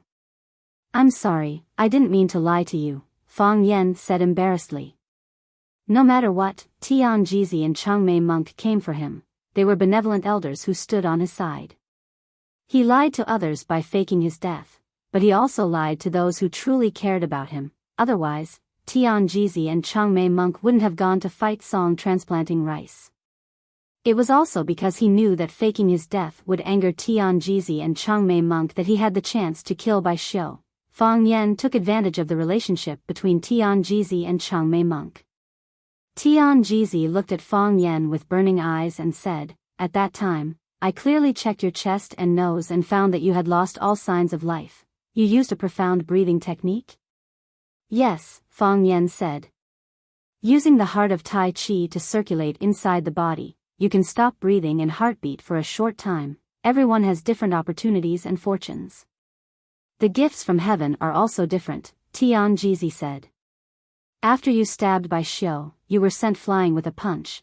We picked you up from the ground and took you away. I don't know what happened after that.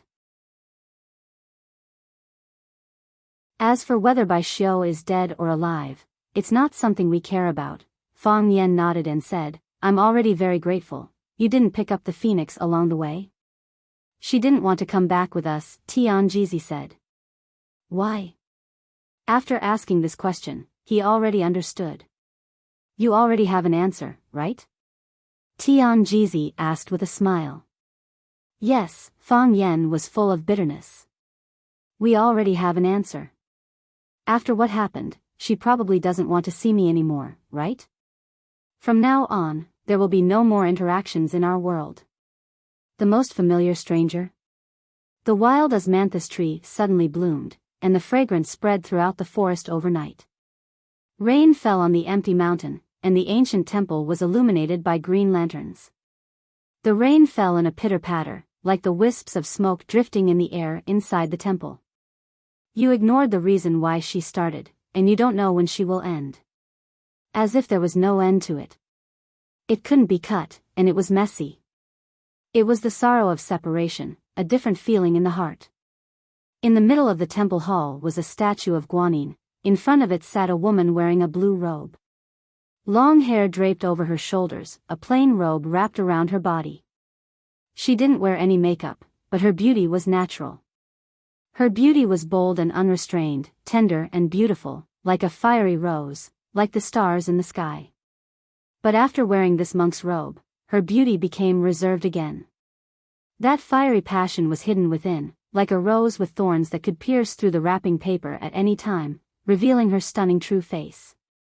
This was a beautiful woman who didn't fit in with the atmosphere of this ancient temple. "Miss, you have to think this through. Once you shave your head and become a monk, you will become a disciple of Buddhism. Worship and serve Buddha, abide by the precepts. From now on, you will no longer have anything to do with the mortal world." The woman was in a daze and didn't answer the nun's question. "What's your name?" "I'm Phoenix." "And you?" "My name is Fang Yan." "You can call me Fang Yan, or you can call me Fang Huahua. Is my name easy to remember?" "Miss, are you ready?" The old nun with the razor asked again. "Do you know how to catch rabbits? Do you know how to catch sparrows? Do you dare to skate on the river? Have you ever eaten ambush from 10 sides? Never? Let's go, I'll take you to, miss, if you haven't made up your mind. Phoenix, I'm dying, help me take a look. My face is injured, help me apply medicine. My arm is injured, help me apply medicine. My butt was also kicked by that barbarian. Help me apply some ointment, miss." The old nun sighed softly and said, "Since you have so many worries in your heart, then go home, and shao, you idiot. I saw you go out with Bai Xiu. That hypocrite Bai Xiu isn't worthy of you at all. If you want to find a boyfriend, you should at least find someone as handsome, talented, and well-liked as me. That pretty boy, his face isn't even as white as mine. What's there to like about him? He's very cool. If what you mean by cool is putting on a dead face and not saying anything, then he's not even as cool as Uncle Wang in the village. Isn't Uncle Wang very cool when he's forging?" "Miss, let's go back, I've made up my mind." The plain-robed woman resolutely cut off the nostalgic past and answered firmly. "Miss, have you really made up your mind?" "Master, I'm sorry just now, I've made up my mind." "Then I'll shave your hair and receive the precepts for you." The old nun with the scissors said in a deep voice. Thank you, master. The woman put her hands together and closed her eyes, ready to accept her master's shave. From now on, the past of the mortal world, love and hate, gratitude and enmity will have nothing to do with me. You're tuning in to the Romantic Tales YouTube channel. Don't forget to subscribe and join us on this journey to catch the most captivating stories.